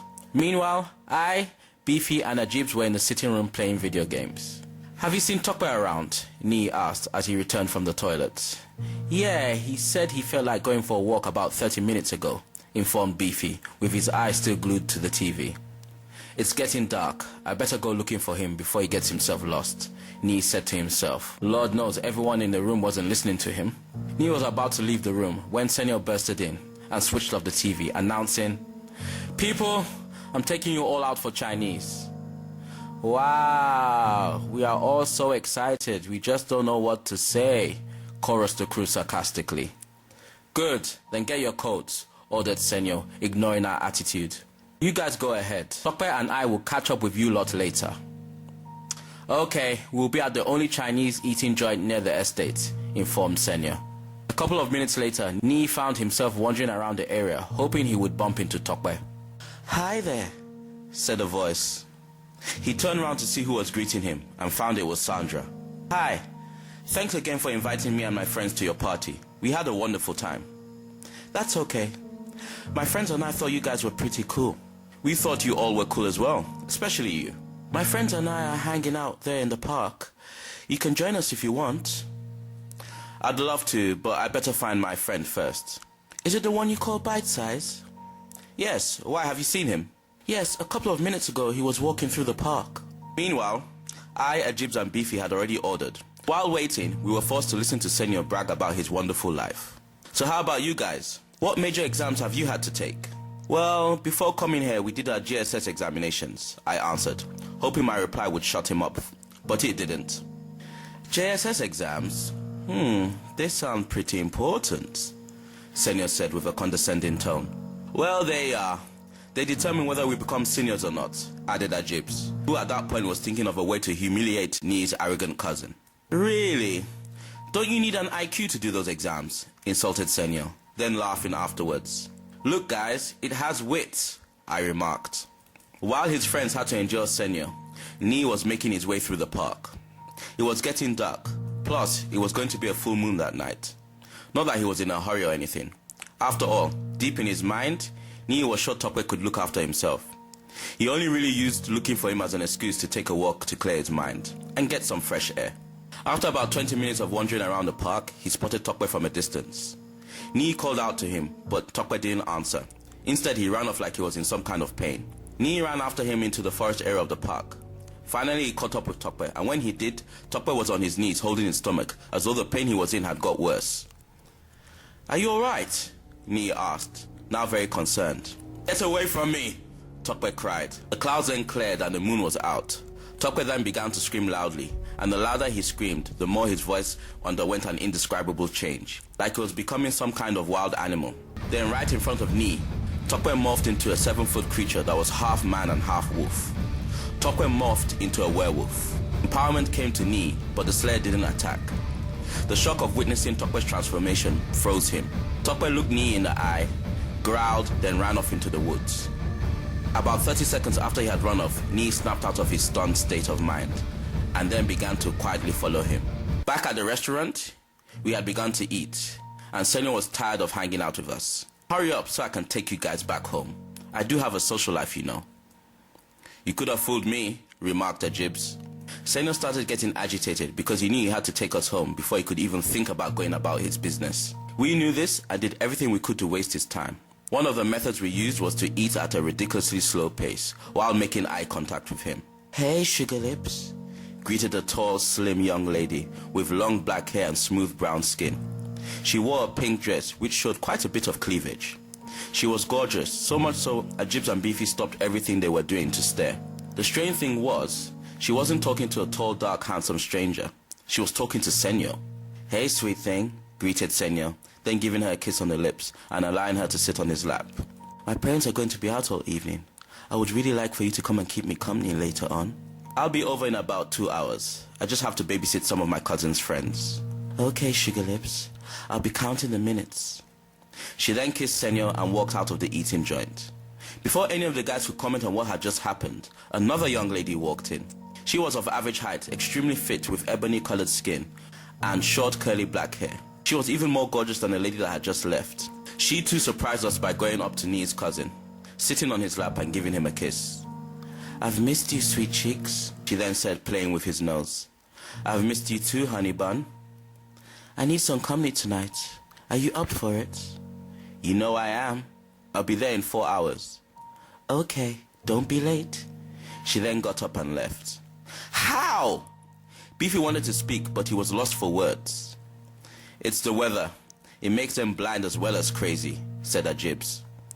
"Yak all you like. The fact is, I'm getting and you're not. Maybe when you all grow up, you might be a player just like your Uncle Senor," gloated Nee's cousin, who was rather pleased with himself.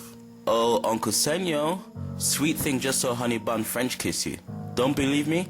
Look at the doorway," informed Ajibs happily. Senor looked towards the doorway, and sure enough, the first young lady that had approached him was by the doorway giving him a dirty look. When her eyes met with his, she walked out of the restaurant.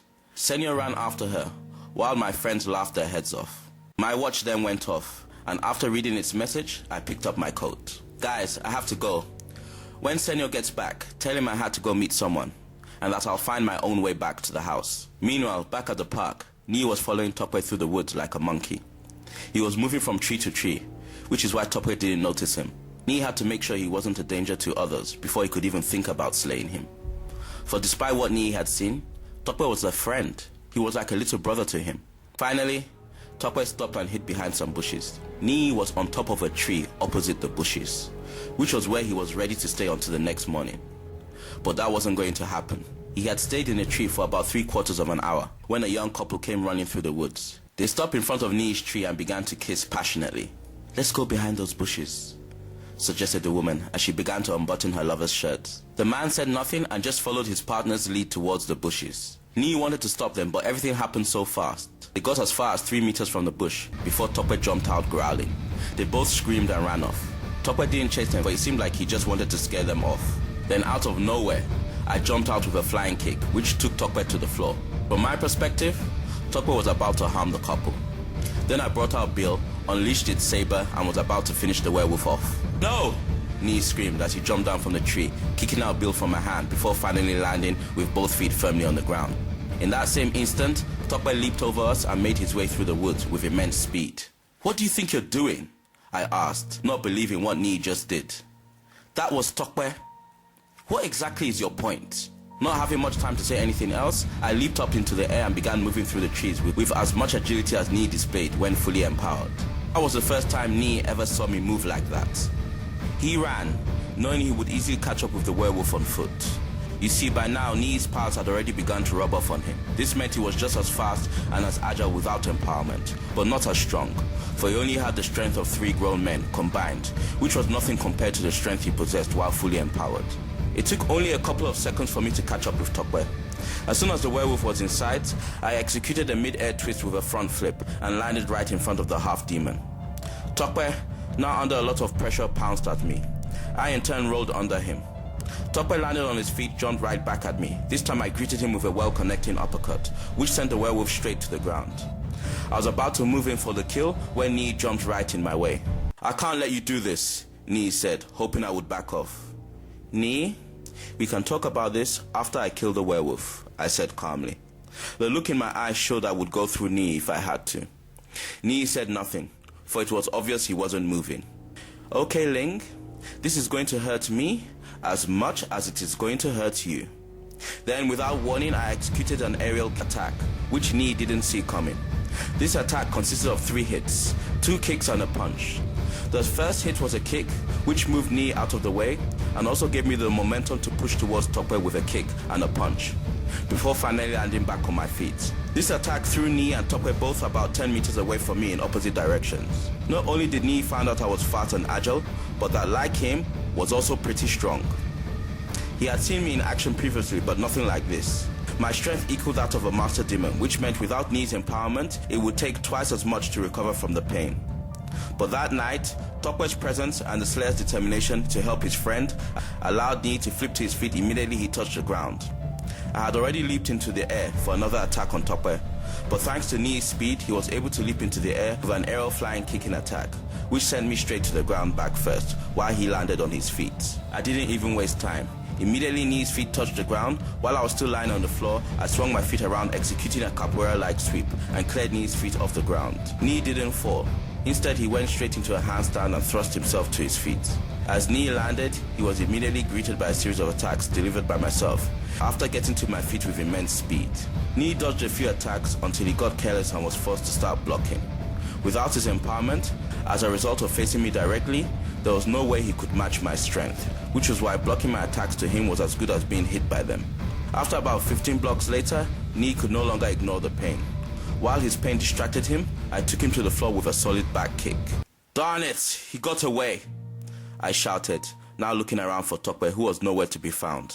Nee was on the floor in agony, and he was no longer filled with determination to save his friend. After all, he had already achieved that. Nee was now filled with anger and humiliation, for I had just beaten him with what seemed to be very little effort, which made him feel small. His anger drove him to get to his feet and charge at me, screaming. He ended up ramming me straight into a tree. I was strong and fast, but I was not invulnerable, which is why my arm broke. It was my shout of pain, which brought Nee back to his senses. He wanted to help me, but after what he did to me, there was no way I would let him. "Don't touch me!" I yelled, as I made my way through the woods. Nee didn't bother going after me, for somehow he got the impression I was capable of handling myself, even if I had one hand. He also knew I wouldn't try facing a werewolf while injured, which also put his mind at ease. Nee wandered around the woods for hours until it was about 3 in the morning, when he finally made his way home. Nee was about to enter his room when he heard a noise that came from Senyor's room, so he went to see what it was. Entering the room, he saw Senyor in his underwear pinned to the wall by an invisible force. Standing in front of him, brandishing a knife, was a girl Senyor ran after at the restaurant. He didn't catch up with her to give his flimsy excuse. Unfortunately for him, she turned out to be a half-demon, ready to use her powers to avenge her broken heart. "Drop the knife and leave. If you do this, no harm will come to you," said Nee, hoping she would yield to his warning. She threw her knife to the floor and turned to face him. Taking her concentration away from Senyor caused him to fall off the wall. She then morphed into a 6-foot mutant creature that was half wildcat and half human, with sharp claws, snow-white fur, and pink eyes.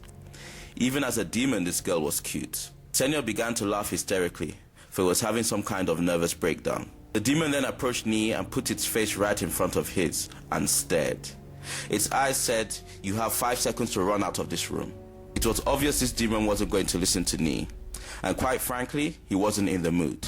So he headbutted it and kicked it repeatedly with his right leg 8 times in its face, and finally finished it off with an aerial roundhouse kick with his left leg, which sent it flying out of the window.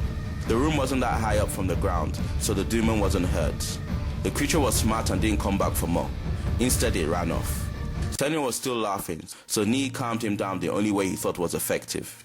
He hit him, knocking him out cold. Senyor later woke up with the illusion that the whole thing was a dream. Surprisingly, after all that commotion, no one woke up. Nee was tired, so he went to bed. Nee ended up waking about 4 in the afternoon. The whole house was quiet. He was lying in bed trying to get himself together when his auntie came bursting into the room with some clean bed sheets. "Finally, you're awake. Change the bed sheets when you get up," she said, dropping some sheets on his bed. "Is anyone in?" Nee asked quickly before she left.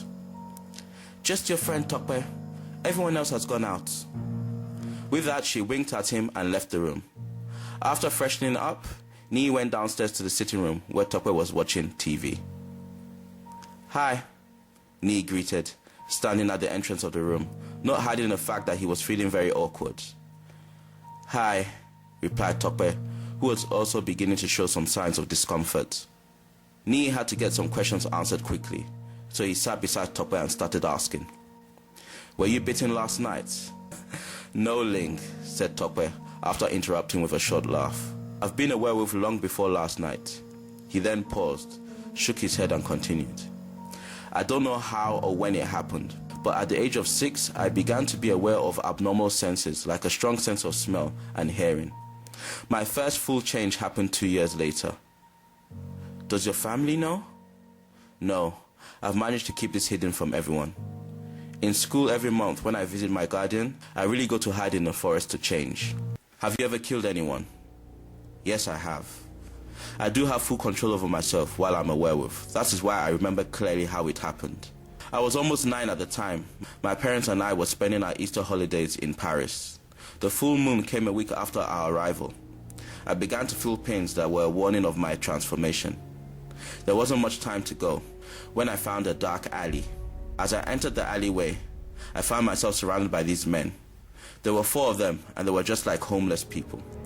And they stank of alcohol. Even now, I don't know what they wanted from me. All I know is they started pushing me. I remember pleading for them to stop. That's when one of them slapped me. As I fell to the floor, the clouds moved off, revealing the full moon. I changed, and out of anger, I lashed out. Although at the time I was so sure they deserved what happened to them, I was unable to live with myself for a while. After that, I vowed never to take a life, no matter what. Every half-demon is given a choice. Have you been forced to choose between being a human and a werewolf? No, but I have been given a choice between a werewolf and dying. Last month, I was approached by some other werewolves. They said I should use my gift for the cause of my kind, or waste my gift in death. They are coming to get my answer at the next full moon. That is why I came on this trip, to get away. But they caught up with me last night. Cause? Their cause is to kill as many human beings as possible. Something I can't do, explained Tokwe. Don't worry, I will not let anything happen to you, Nee assured sincerely. They went out to see a film, after which they went to get something to eat, where Tokwe told Nee all about his near-death experiences. Their outing finally came to an end about 11 in the evening. When they got home, the house was full. Ajibs and Beefy were playing video games like they usually did whenever they spent an evening in the house. Senyon was in his bedroom doing God knows what, and I was in the room where we all slept. Tokwe joined Ajibs and Beefy while Nee came to talk to me. I was on my bed reading a comic book. As Nee entered, I acknowledged his presence by giving him a dirty look. I then continued reading. "Hey there," Nee greeted. I said nothing. I was ignoring him. "I see your hand has healed up," Nee said, noticing the hand he had broken the previous night was completely healed. You see, although I wasn't invulnerable, I healed 50 times faster than the average person. I still said nothing and continued to read my book. "Look, you want to ignore me? Fine. But I'm going to talk and you're going to listen," Nee said, at that point fed up with my attitude. He then continued. "I talked with Tokwe. He said he has full control of himself as a werewolf, and I believe him." "A demon lying? Gee, that's new," I remarked sarcastically, without even looking at him. Nee ignored me and went on. "Last night I followed him right after he changed. Tayo, he was hiding. The couple you saw him jump at, he was just trying to scare away. He doesn't go out of his way to hurt people." At this point, I put my comic book on the floor, got up from my bed and walked right up to Nee. "So tell me this. You came up with all this after you followed him around for a couple of minutes. Oh no, of course you also had a little conversation with him." Nee, listen very carefully. A werewolf admitting it has no control over itself is like a crocodile doing opera. It never happens. I've seen nicer guys become werewolves and tear up innocent people without any hesitation. You say he was just trying to scare the couple off last night. Tell me something. What if they weren't scared? What would he have done then? Furthermore, he didn't stop himself from trying to take a piece out of me, I said. I then walked to the door of the room, stopped, turned around and added, "By the way, that half-demon you let live this morning, I slayed. A half demon that will come into someone's house to kill has definitely killed before. And a demon that has killed before will kill again. Please remember that before sparing any monster's life. With that, I walked out of the room. Nii knew I was right about the half demon that attacked Senyo, but he was so sure I was wrong about Tokwe. But Nii also knew that if he was wrong about Tokwe, the blood of anyone that dies by his friend's hand will be on him. For a while I didn't say much to Nii.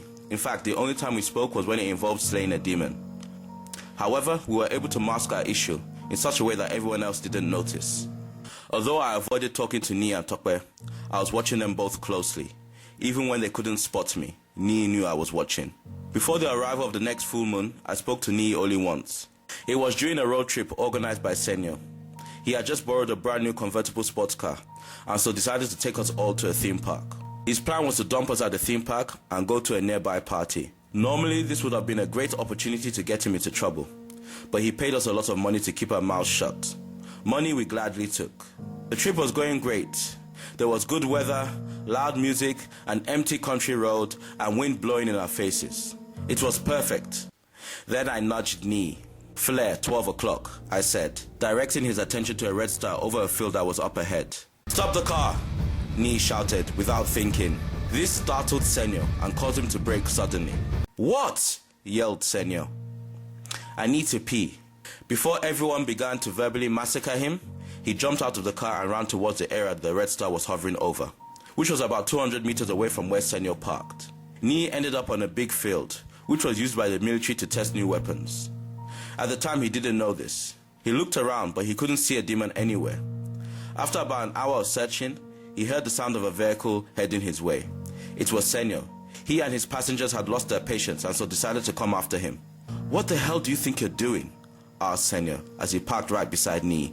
"I lost the necklace our dead grandmother gave me, and I was looking for it," Nii lied quickly. Suddenly there was a loud crashing sound, and Nii's cousin's car jolted vigorously. A small missile had hit his car and was stuck in its boot. By sheer reflex, everyone in the car jumped out. "My car!" screamed Senyo. At that point, the rest of us didn't know whether to start apologizing or to start laughing. "Don't get yourself into a state. It's really not that noticeable," said Ajibola, who was really trying to lighten the mood. "You can see there's a missile stuck in the back of my car," asked Senyo, not believing what Ajibola had just said. "Okay, let's not panic. There has to be a mechanic nearby. They can fix this. All we have to do is to drive." "Are you crazy? There's no way I'm getting into that car. The missile could go off any time. In fact, I don't even know why we're still near this car," said Beefy, interrupting my attempt to calm down and organize the situation. "So what should we do then?" Nii asked, knowing we need a solution fast. "Run!" I yelled, drawing all our attention to a creature running straight at us. It was red in color, with the body of a rhino, only twice as big, with metal spikes all over it. Its head was like that of a triceratops dinosaur, only it looked like it was inside out. I didn't even have to shout a second time, for after one look at the creature, everyone ran off with speed. Nii, however, jumped on the top of the car, which the demon charged straight into, causing it to explode. The explosion threw the demon and Nii to the floor hard. His clothes were now rags, and he along with the demon were dazed. Nii, however, was able to gain back momentum first. When he did, he wasted no time in ripping out the demon's heart with his bare hands. Minutes later, we were all rounded up by the military, who, after putting us through a number of assessments, escorted all of us back home. Senyo found himself in a world of trouble with his mother, seeing as we were his responsibility. The night finally came 2 weeks later. The night Tokwe had to tell his fellow werewolves his decision. The meeting point was a big open field in the middle of nowhere. A note said to meet them there at sunset. Tokwe was about 2 hours early. He sat on the grass floor and waited for the moment he would have to refuse to join the pack and face up to the consequence. An hour passed when 4 ordinary-looking men dressed in black robes approached him. Tokwe only recognized 2 of them. They were amongst the werewolves that approached him a couple of weeks ago. "Hello, brother. Do you remember us?" said one of the men he recognized, who seemed to be the leader of the group. "Yes, I remember you," replied Tokwe, gathering enough courage to face the worst. "Good. So have you come to a decision?" "Yes, I have. I've decided not to join your pack. I will not willingly kill people I deem as innocent." "If you feel that way, then you know what we must do," said the leader. After finishing his sentence, all 4 men morphed into werewolves. This was unexpected. Until that day, none of us were aware of the existence of werewolves that were so much in control of their power that they could transform without a full moon. Tokwe was in imminent danger, and to make matters worse, he was frozen with fear. He leaped out of his hiding place, which was a small pit covered with grass, leaves and twigs right beside where Tokwe was standing. Landing in between Tokwe and the werewolves, Nee was fully empowered. "Tokwe, run!" Nee yelled as he began to fight off the werewolves. These werewolves were strong and fast. If not for Nee's invulnerability, they would have torn him into pieces before he could even take a breath. Despite the pain they inflicted on Nee, he managed to hold them off. Things went from bad to worse, for out of nowhere, hundreds of werewolves began to run towards the slayer. Nee had no choice but to run. He had only run about 50 meters when he saw Tokwe moving back slowly and cautiously, for hundreds of werewolves were coming from his direction as well. They were surrounded. Nee had got himself into a situation he was totally unprepared for. At that point, he couldn't see any way out of his predicament. "Hey, dog breaths, over here," called out a voice. It was me, holding a proton gun and standing about 10 meters away from all the action. Immediately I got their attention, I started shooting. After the first shot, Tokwe and Nee ran behind me. Except for Tokwe, no werewolf survived that day. When the shooting stopped, we were surrounded by blood and body parts. "Thanks. I don't know why I doubted you would pull through," Nee said, glad that Tokwe was in one piece. I looked at Nee. I wasn't smiling. In fact, the expression that was on my face showed I was still upset with him. The moment your friend even gives a hint he's hungry for human flesh, I'll slay him myself, I warned, then walking off. "Are you okay?" Nee asked, turning to Tokwe. "I'm fine. I'm sorry you had to hear that." "Don't be. He's right. If I ever get out of control, promise me you will put me out of my misery." "I promise, but I know it would never come to that. I hope you're right, for my sake." By the time we returned to school 2 years later, at the start of our SS3, we were all in the later stages of puberty. Ajib's grew to be 5 feet 11, and he was quite slim, but not skinny. Beefy was around the same height, only he had been working out the summer just before and was quite muscular. Tokwe grew to be a whopping 6.5 feet. He became tall, hefty, hairy, and by SS1 he was already shaving regularly. I saw it as one of the side effects of being a werewolf. Nee and I grew to be about 5 feet 8 inches, and all the demon slaying we did kept us built like professional gymnasts. Rebecca grew to be about 5.5 feet. She became a gorgeous young woman with class as well as style. That is why I wasn't surprised when they made her social prefect. She was the only one in our crew to become a prefect. The first day of school, guys were feeling pretty good with themselves because as far as they were concerned, they now owned the school. In terms of seniority, they were on top of the food chain. Nee, however, had other things on his mind, like how he was going to pass his SSC examinations and what kind of monstrosities he was going to have to face that term. As far as our dormitory and social life was concerned, things were going to be a lot easier, seeing as we were seniors of all seniors. Our academics, however, got a lot harder, as Nee discovered during his first period of further mathematics. While Nee was contemplating failing his further maths, even though his exams were about 6 months away, JSS1 pupils were waiting to get their induction outside the library building. There were Form 1 boys and girls all over the place, running, jumping and talking. One particular boy was sitting down on the grass, all by himself reading a comic book. A short, dark-skinned, chubby boy dressed in complete school uniform. His name was Abe. Abe was enjoying peace and quiet when one of his classmates came running at him. A skinny boy of his height with fair ebony-colored skin and a big book in his hand. His name was Leye. Leye made himself comfortable right beside Abe and opened up the book he was holding. "Abe, check it out. I found the perfect thing," said Leye, moving even closer to Abe. "And what would that be?" answered Abe, who wasn't really interested. "A genie." "A what?" "A genie that will do anything we command. All we have to do is say a few words under a full moon." "Leye, you're my friend, and the last thing I want to do is offend you, but I have to ask this. Are you mad?" "Okay, you don't believe me. I'll prove it to you tonight on the main sand field." As much as I would like to be part of your charade, I have to prepare for our first proper school day tomorrow. And so do you. Come on, man, we can do that in 30 minutes. I'm your best friend, the friend which has saved your behind many times. Humor me. That evening, halfway through evening prep, at around 8, the two junior boys set off for the main sand field. They didn't take the shortcut because they didn't know it existed. Luckily for them, all the senior boys that stopped them were only interested in food and money, which they didn't have. All they had on them was the book. "Now what?" asked Abe impatiently, as they both stood at the entrance of the sandfield, which was covered with tall grass.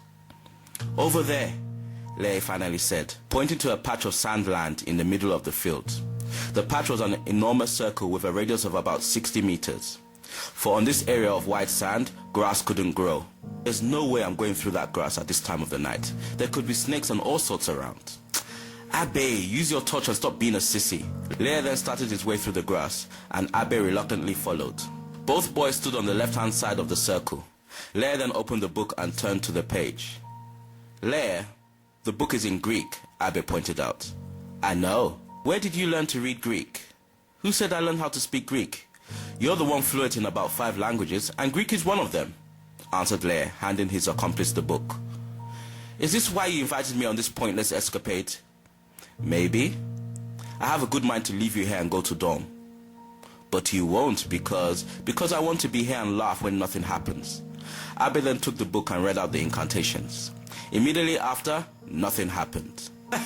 "You see, I told you there's no such thing as a genie," laughed Abe as he closed the book. Before an argument over Abe reading the incantations again reached its climax, the earth around them began to tremble.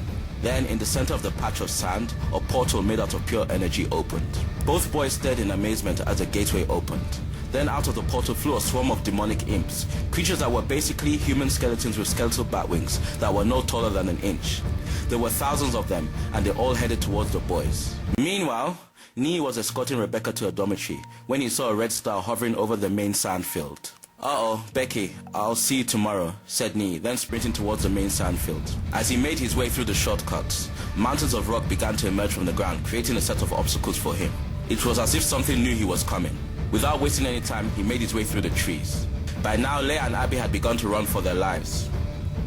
Abe fell while running. Immediately he touched the floor, all the imps pounced on him and shredded him into pieces. Lei continued running and didn't dare look back. But despite the fact that he ran as fast as he could, it wasn't enough to outrun the imps. Nee made it just in time to see him suffer the same fate as his friend. In an instant, they began to make their way towards Nee. He in turn stood still and began to concentrate, which caused a gust of wind to blow around him.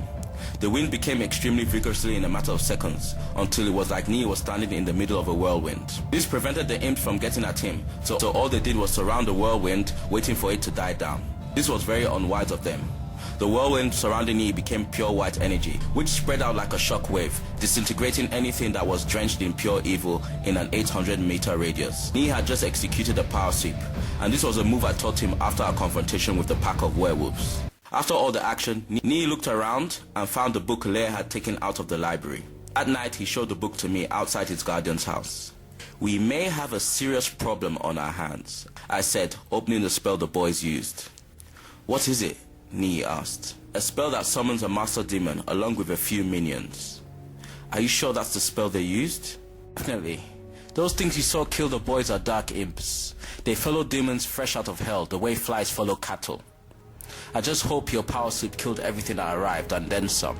"My God, Tokwe!" Nee exclaimed, just remembering that very night his friend was roaming around the area as a werewolf. "Don't worry.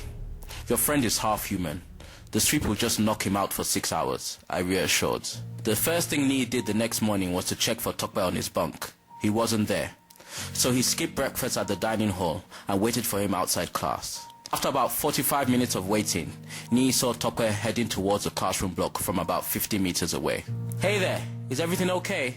Nee greeted, at the same time thanking God in his mind that he was far from disintegrated. "I'm fine. I have a little headache, but I'm fine." "You don't by any chance remember being knocked unconscious last night?" "As a matter of fact, I do. Why do you ask?" "Well, you see, I kind of caused it." "You did? How?" "I'll explain later," Nee said, cutting off the conversation, noticing I, Beefy, and Ajibs heading towards them. "My God, could it be? Tokwe is missing a meal," screamed Ajibs from a distance. "That's true. Why aren't you in the dining hall?" Nee quietly asked, just realizing the strange phenomenon. "My cousin in JS3 went on sick leave. He's coming back today." "You mean Ife?" "Yes. I'm supposed to meet him here to collect some home grub." "Well, I hope he brings enough for 5, because there's no way we're going to let you eat that food in peace," Nee pointed out. "You got that right," agreed Beefy, as we lads finally approached. "Guys, check it out.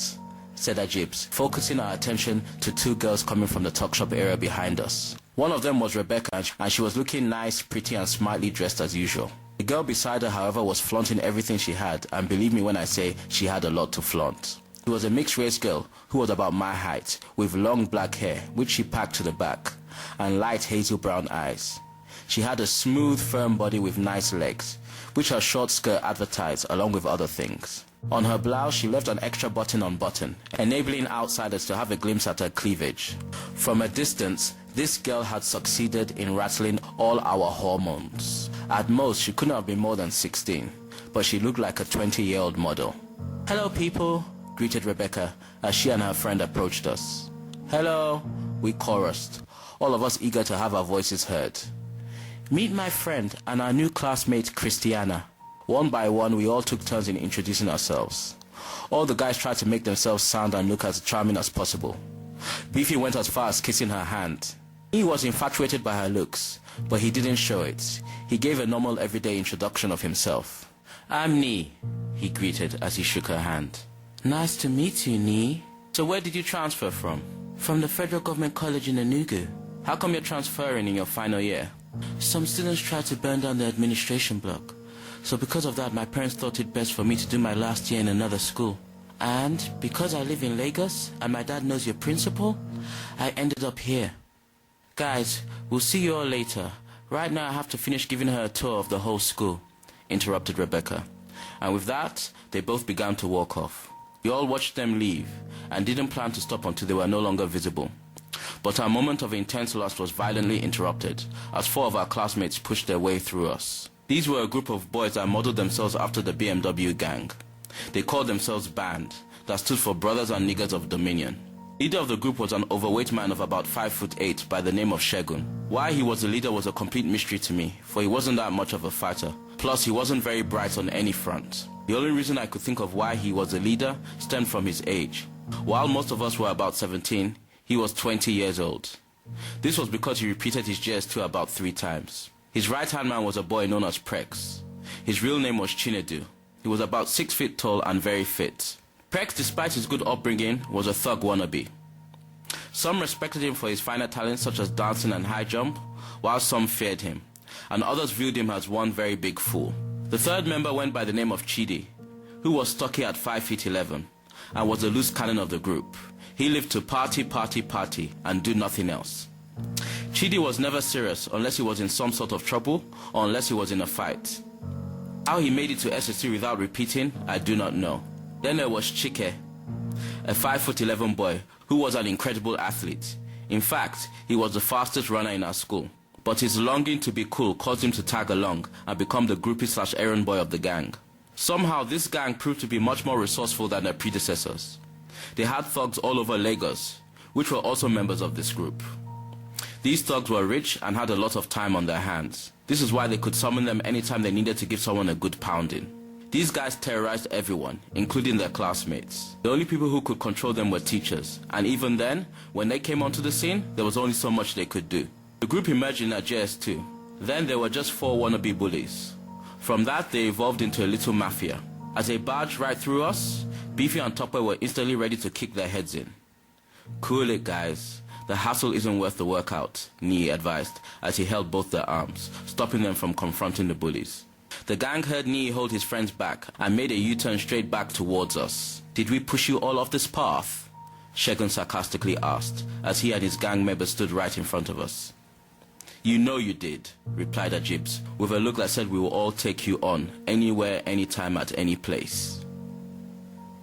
"Do you want to do something about that?" asked Shegun, seeing Ajib's look and accepting the challenge.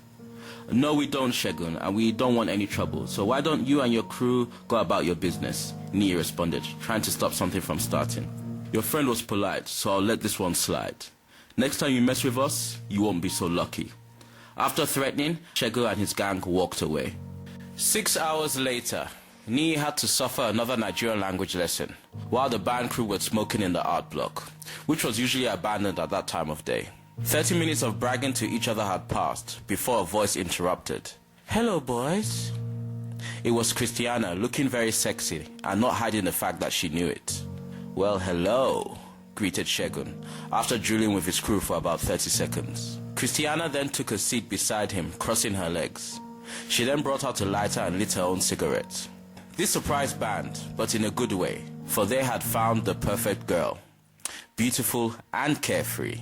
"Look at this, boys. I think we have ourselves a bad girl," said Prex, taking a seat beside Christiana and studying her from head to toe. "You don't know the half of it," she said, then beginning to stroke Prex's groin area. All the boys were stunned, especially Prex, who of course was not complaining. "Tell me something. Are you all friends?" she asked, still stroking. "Yes," answered Prex, who was really enjoying what she was doing. "So I guess you guys share a lot of things," she continued, still stroking. "Yes," answered Prex, who was now in a state of ecstasy. "Tell me, guys, do you feel like sharing?" she asked, then opening up her legs and turning to the rest of the boys with a look that was clearly inviting, while still stroking Prex. Back at the SS3 block, classes were over and Neil was waiting for Rebecca to finish talking to a teacher so he could walk with her to the dorm area. Then he saw a red star over the art block. On sight, he instantly began running towards the area. "Tyre, follow now!" he yelled, running past me, while I was attending to some fans, which were a bunch of JS3 girls. In a few minutes, Nia and I were at the art block, but we saw no hideous-looking demon. All we saw was Christiana sitting by the entrance, quietly reading a book. "Hi guys, I hope no problem," greeted Christiana, who had noticed the way we had both run up. No problem. You know how we guys love to race," Nee quickly lied. We both then looked up, just in time to see the star disappear. "You didn't by any chance see anything peculiar?" I asked with a look of suspicion. "Peculiar? Anything in particular?" "No, just anything weird," I answered. "No, I haven't seen anything weird. Will you guys please escort me to the gate? I've finished here." "Sure," Nee said, thinking to himself that if there was a demon in the area, escorting her was the best thing to do. Friday that followed, Ajib was about 2 hours earlier for afternoon prep. Someone had stolen his biology notes, which meant he had to recopy 60 pages. 30 minutes later, after writing about 20 pages, he dropped his pen to relax for a while. "Seems like a lot of work," said a voice. Ajib looked towards the entrance of the class, and there standing at the doorway was Christiana, dressed in a girl's Jaja housewear. "When did you become a boarder?" asked Ajib, pleasantly surprised. An hour later, Nia and I were on our way to class to get an early start on an assignment. Things have been very quiet on the demon slaying front, and to be honest, that worries me, Nia pointed out, kicking an empty tin out of his way. "My advice to you is to stop worrying and enjoy it while it lasts," I said, flicking off a fly that landed on my shoulder. Suddenly, from behind, the 4-man band crew barged right through us. At the time, we didn't notice the cold, emotionless expressions on their faces. But what I did notice was how they looked and smelt, which was like they hadn't had a bath for a week. It was so bad, flies were even following. Nia and I were too dazed by the smell to think anything of it. After recovering from our classmates' intense body odor, we noticed a red star over our classroom block. Without hesitation, we both ran to the area at full speed. On arrival, we checked all the classrooms quickly. Then in the F class, we found Christiana about to kiss Ajib. "Hey man!" I yelled, interrupting their moment of intimacy. "I'll catch you later," said Christiana, then pecking Ajib on the cheek before getting up to leave. "Bye guys," she said as she passed by us to leave the classroom. "Thanks a lot guys," said Ajib, nodding his head in disappointment as he continued to copy up his biology notes. "What was that for?" Nee asked me quietly as he dragged me aside. "Let me ask you something. What did our last 2 false alarms have in common?" I replied quietly. "Christiana," Nee answered, realizing where I was coming from. An hour later, Nee was keeping an eye on Ajib from a distance as he carried out his work during the afternoon prep. Meanwhile, I and Tokwe were searching for Christiana everywhere. "This is hopeless. We'll never find her like this," I said, now getting fed up of searching. "Maybe we should split up and cover more ground," suggested Tokwe. "That's not a bad idea. You start with the forest and sandfield area while I search the girls' dormitory." "Hey, how come you get to search the girls' dormitory?" yelled out Tokwe, but all his yelling was in vain, for I had already run off to start my search. Back at class, Nee was still keeping an eye on Ajib. He hadn't taken his eyes off him, and he didn't intend to. Then Rebecca came along and sat down beside him. "Nee, we need to talk," she insisted, as soon as she made herself comfortable. "As much as I would love to talk to you, this isn't really a good time," Nee said, turning to look at her. He then turned back to where Ajib was sitting, only to find he was gone. Meanwhile, Tokwe had already searched the sandfields and was now searching the forest when he noticed the 4-man band crew carrying a big log somewhere. Tokwe, seeing this as very odd, decided to follow them without being noticed. Finally, the gang stopped in a hidden open area of the forest and put the log down in front of a cave, which was in the center of the opening.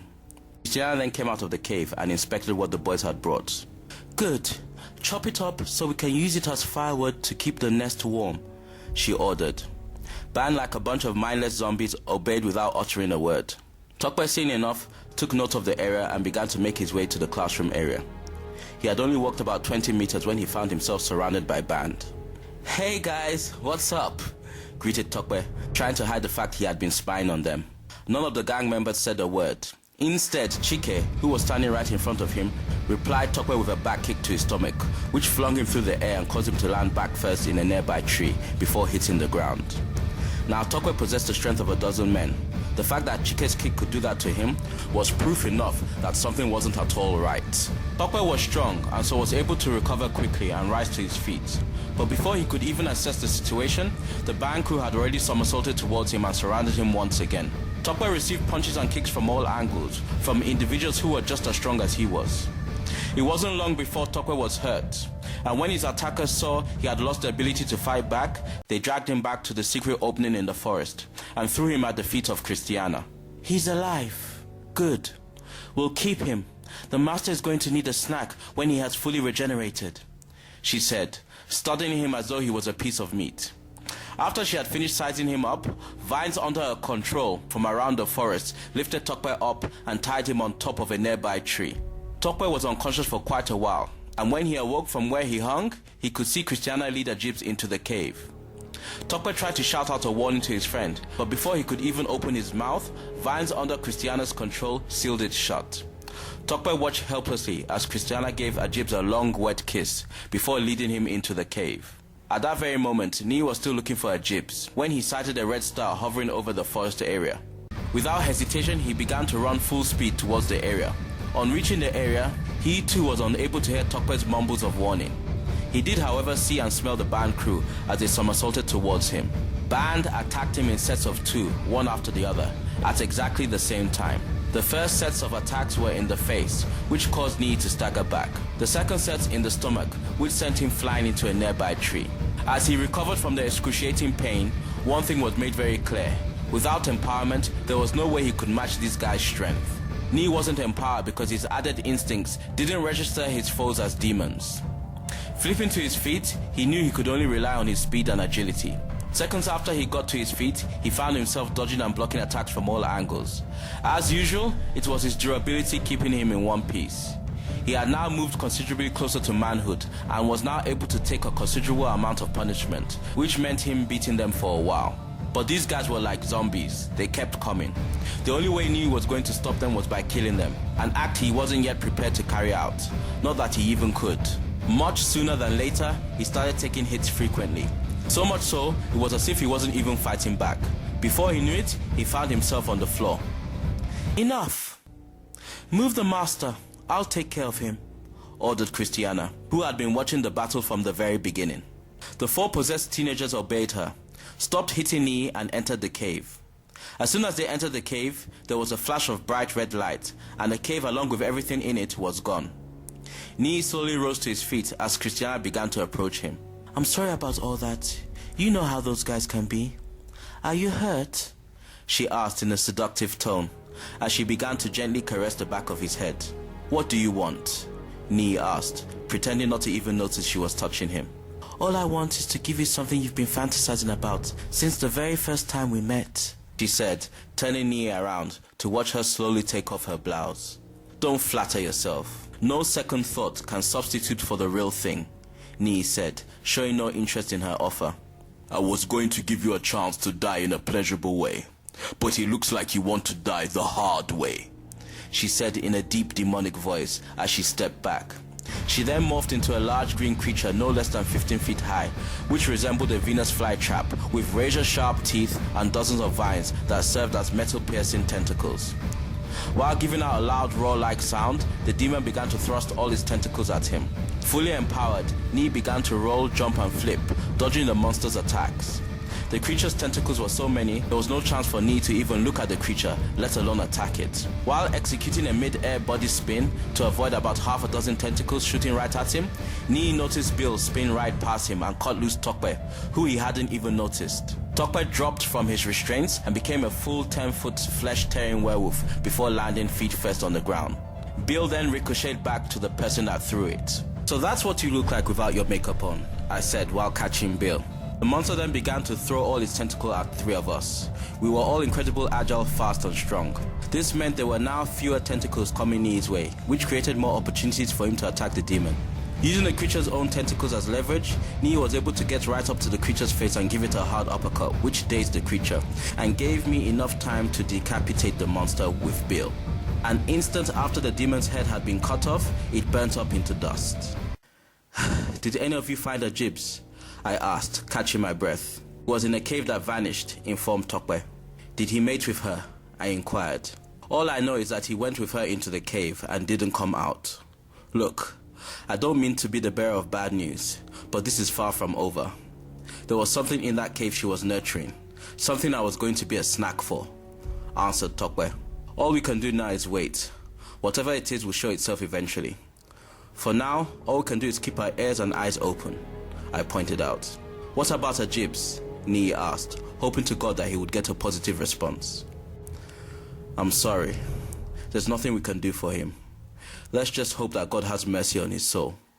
Our midterm holiday came 2 weeks later.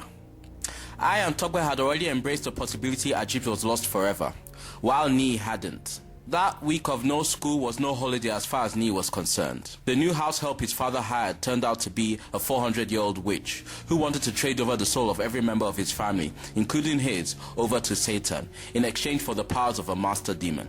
Nee caught her in the middle of the spell, which would snatch all their souls, thanks to the alert of a red star. It wasn't easy, but he beat her with no empowerment. Well, actually, he didn't really beat her, for the only reason why he survived that episode was because his soul couldn't be taken. And when she tried, the spell backfired, so she ended up getting a first-class ticket to the underworld. Before we knew it, midterm holidays was over, and we were once again returning to Ijaniki. That weekend Nee returned to school, he found himself slain, with me by his side, hundreds of man-eating bush babies deep in the school's cashew bush. I deduced the bush babies were a result of excess negative energy in the area, and the first day of classes soon followed. Nee, Tokwe and I missed breakfast in the dining hall, for the three of us became a bit paranoid since the Christiana incident. I went as far as staying behind during midterm, in case anything came up. We all sat in front of the JS1 block, where we were able to see all the students, both day and boarders, make their way to class from every possible direction. We sat there surveying, until it was time for the school assembly, after which all students were expected to go to their classes for their lessons. Nee missed the first lesson of the day, because he was still scouting the whole area. Finally, he gave up and returned to class. And there he was, Ajibs, sitting in his seat as though nothing happened. As Nee entered the class, Ajibs looked at him and smiled. Nee smiled back. As Nee was about to approach him, the entrance of their maths teacher interrupted. Nee was forced to sit at his desk that was a couple of rows away from Ajibs. That had to have been the longest hour of Nee's whole existence. When the lesson was over, Ajibs got up from his seat and sat right beside Nee. "Hi," Ajibs greeted casually. "Hey," Nee responded. An awkward silence followed. Nee then asked, "So where were you the last 2 weeks before midterm?" "Well, I was..." "You know what? Let's skip the charade. Your friend Ajibula, as we speak, is burning in a lake of fire we know as hell, while I, a god, use his body until it rots away." "What?" Nee quietly responded, shocked. "I think you heard me loud and clear, so quit the act. I have come here to make your life a living hell. Pardon the pun." "Who are you?" "Who am I?" "I, Mr. Slayer, am your first kill." He then got up and returned to his seat. Nee was so stunned by what he had just heard, time passed by him and he didn't even notice. Break time came 30 minutes later. The band group, which had now bathed and were now dressed in clean uniforms, but were still zombies, stood at the doorway of the class. Ajib then got up from his seat and walked out of the class. The zombies then followed him as if he were their leader. By this time, Nee had now got himself together and waited for 3 minutes before leaving the class to follow them. But as he left the class, a hand held him back. It was me. Ajib is possessed by Kuma, Nee hastily reported. I looked at him with a face filled with pity. Finally I spoke. Ajib is dead. Kuma is wearing his corpse so as to maintain all its power and look like a human. Kuma must have escaped when those boys opened the portal. Christiana was sent to find the body, and she chose Ajib's. I thought killing Christiana would free the souls of Chinedu, Chidi, Shegun, and Chike. But I was wrong, for their souls are lost forever. So why are we just standing here chatting? Let's end this now before anyone else is killed. He's not here to kill loads of people. He's here to get revenge on the slayer who took him out. Trust me when I say he won't be hiding from us. However, sooner or later he's going to need human flesh to sustain his human form. And in order to get the flesh he needs, he will become a demon. And that, my friend, is when we end this. While we were discussing the return of Kuma, Topwe had just finished eating a bowl of home-cooked food in the music room, where his guardian worked. After washing the bowl on his hands, Topwe thanked his guardian and left the room. As he walked through the door and closed it behind him, he came face to face with Ajibs. "Hey, you're alright. It's good to see you," said Tokwe, who was now relieved to see his friend in one piece. Ajibula didn't say anything. All he did was smile as his zombie henchmen emerged from around the corner. Tokwe immediately knew something was off when he saw the 4 zombies, and this was immediately conveyed through the expression on his face.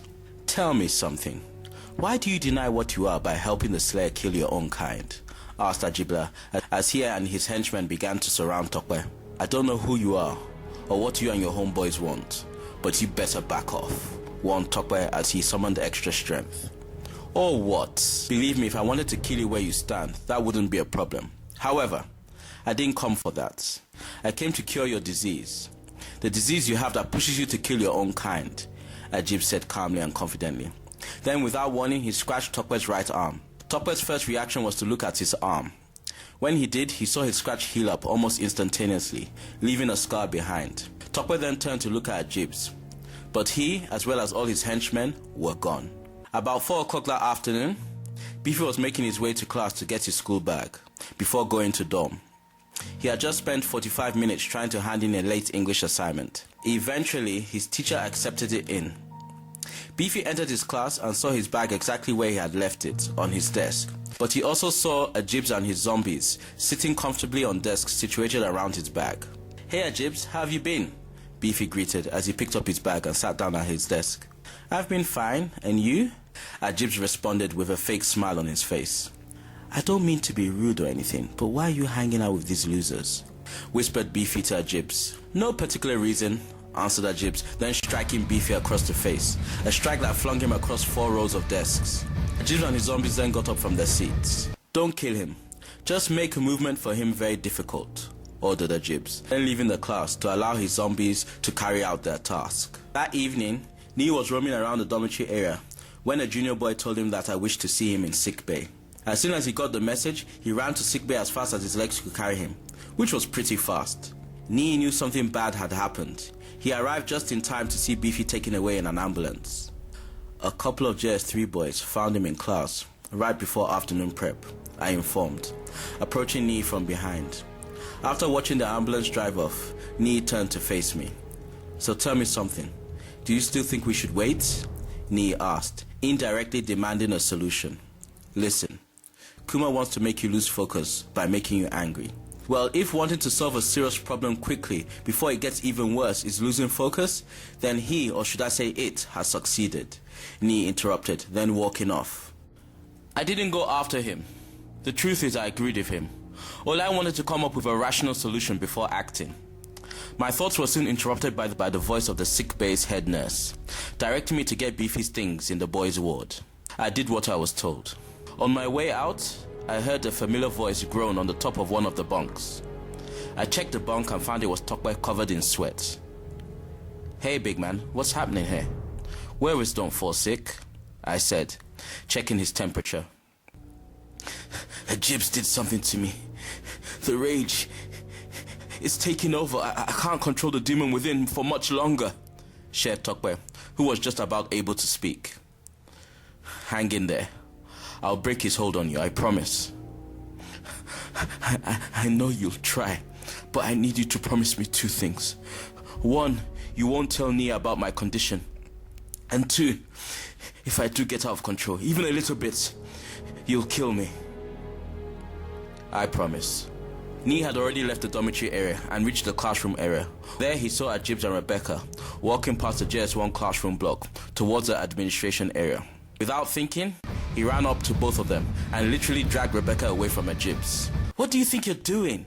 said Rebecca, pushing Nee off her. "Listen to me. You have to keep far away from him. He's dangerous. Trust me on this," Nee warned desperately. "Who? Ajibs? Look, you had your chance. Pull yourself together," she said, then pushing him out of her way. "Ajibs, I'll talk to you later," she said, hugging him. Ajibs smiled at Nee from over her shoulder. Right after giving Nee a dirty look, Rebecca then walked off to her dormitory. "Hey Nee, my man, how's it hanging?" gloated Ajibs after Rebecca was well out of sight. "If you harm her, You'll what? Let's not start throwing threats at each other now. You know my diet plan. Human flesh to sustain my human form.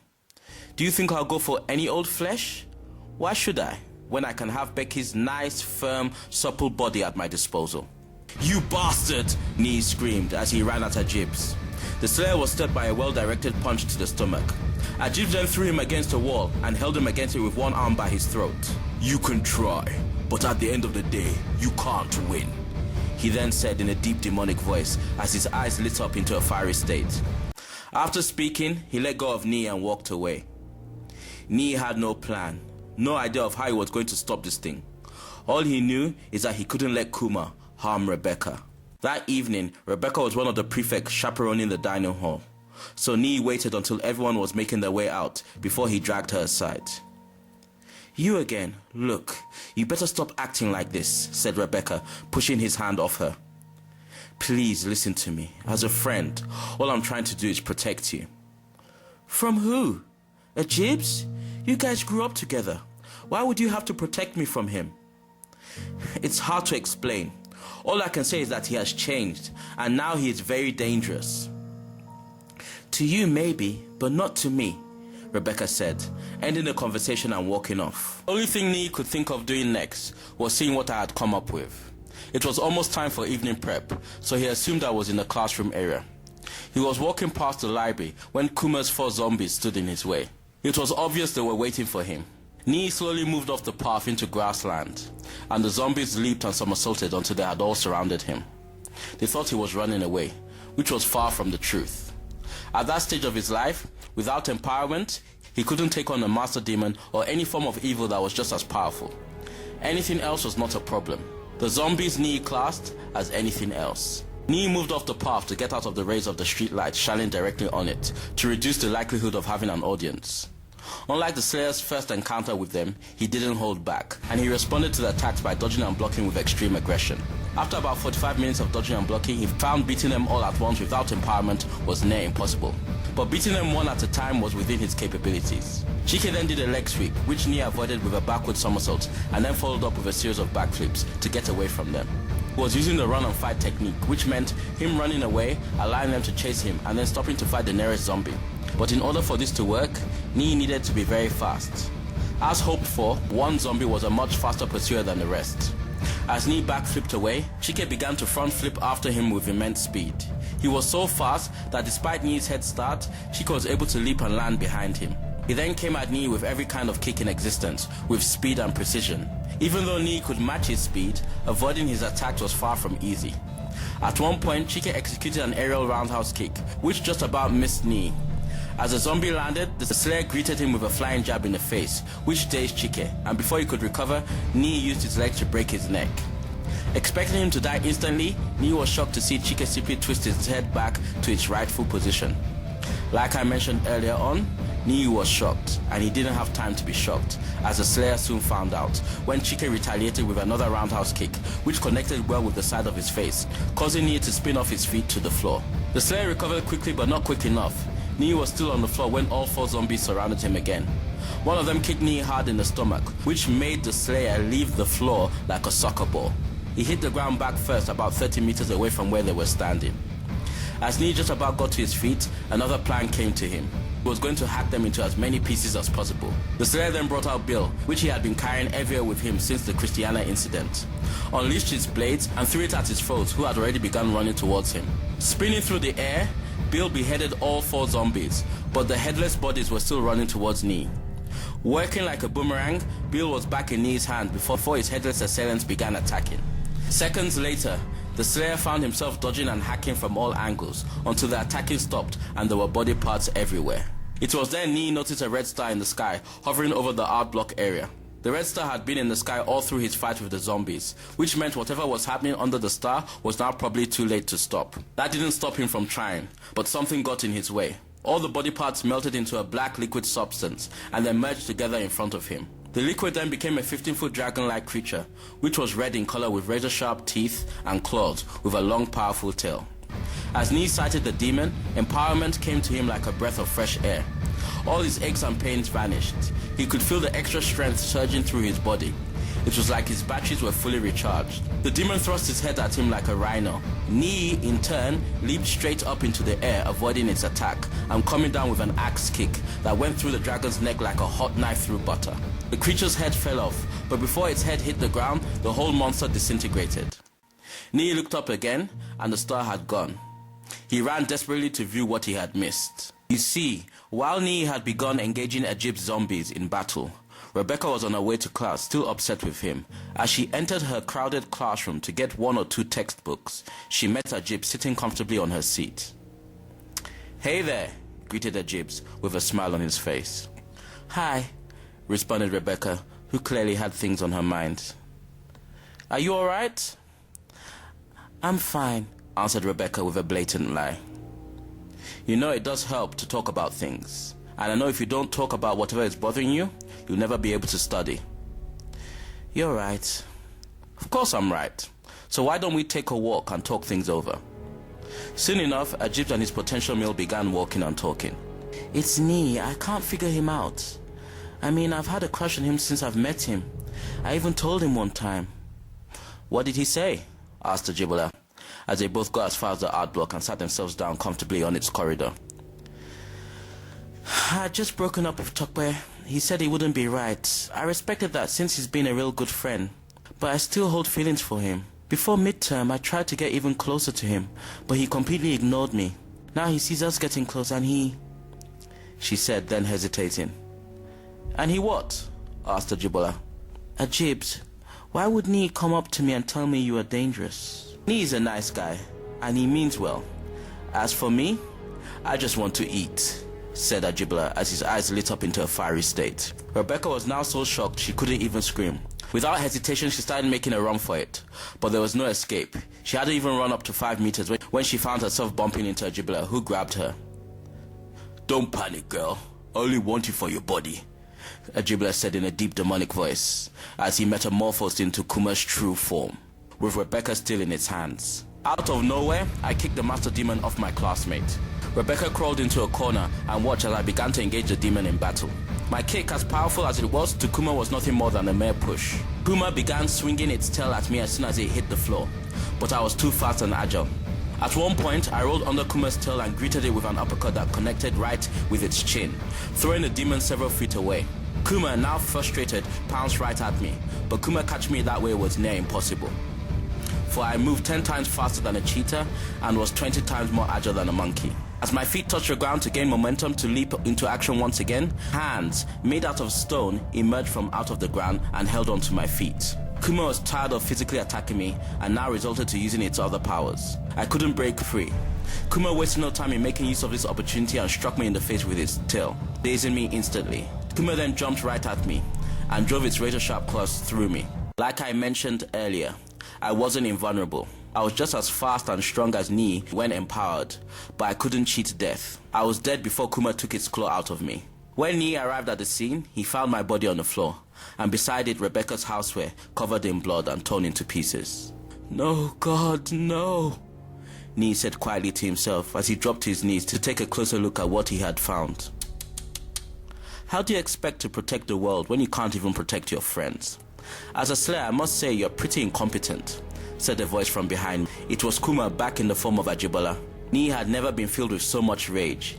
He ran screaming with the intent to kill Ajibola, but Ajibola just smiled as he grabbed and flung the slayer into the large space of sand filled in between the classroom area and the staff quarters. Nee flipped up to his feet.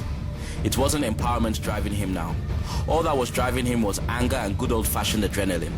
Ajibola leaped and landed in front of Nee.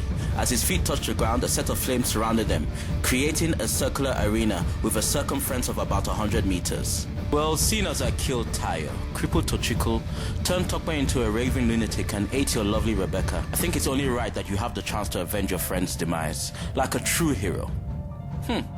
For a servant of the darkness, I'm really not that bad, don't you think? Nee didn't reply. He just ran at him, throwing all sorts of kicks and punches. Ajibola just kept dodging and laughing until he finally punched Nee in the stomach and followed it up with an uppercut, which threw the slayer several feet away from him. Come on now. You should be able to do much better than that, said Ajibola as he began kicking Nee on the floor. Ajib then grabbed Nee by the neck with one hand and raised him off the floor. Like a helpless worm on a hook, the slayer struggled. You really must hate me. It would be a shame to waste all that rage, said Ajibola, throwing Nee back on the floor. Ajibola then spread his hands out and closed his eyes. There was a blinding flash of red light. The next thing Nee saw was Kuma lying on the floor dazed in its true form. The demon that feeds mainly on the anger of any mortal tried to possess Nee and feed on his anger. However, Nee wasn't an ordinary mortal. Nothing could possess him without his full consent. When Kuma tried, he got hit hard. It was like a man trying to walk through a door without opening it first. Kuma got knocked out and Ajibola's body got disintegrated in the process, which meant Kuma had no human corpse to hide behind. Nee was standing right in front of it, fully empowered.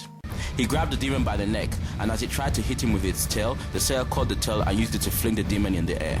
The slayer then leaped into the air after Kuma and broke the demon into two halves with his knee as it fell back down. As Nee landed on the floor, he sighted Kuma's upper body trying to crawl away. Through its back, the slayer ripped out the master demon's heart. After that, Kuma burnt up into thin air screaming. 2 days later, late in the evening, Tokwe staggered through the school's bush trying to keep at bay his demon side, which had been slowly gaining full control of him since being scratched by Ajibs. Despite all his efforts, he could feel his humanity slipping away. As the last piece of person that loved his family and friends with a desire to protect the innocent began to fade, Tokwe sighted Nee standing in front of him, fully empowered, holding Bill in his hand. Tokwe smiled, for he knew Nee would fulfill his promise. Tears streamed down the slayer's face as he unleashed Bill's saber and readied himself to face an attacking Tokwe, who seconds later became 100% demon.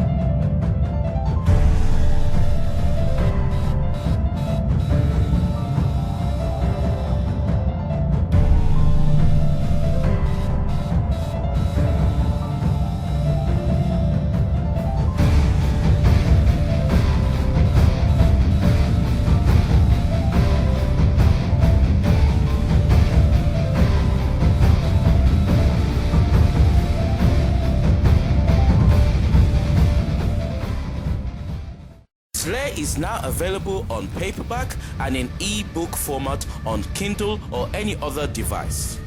For more details, go to JOMAJstudios.com and click on Bookstore. Also at JOMAJstudios.com, check out our YouTube page, Facebook page, Twitter page, and our Instagram page, and other website features. See how you can get involved at JOMAJstudios.com.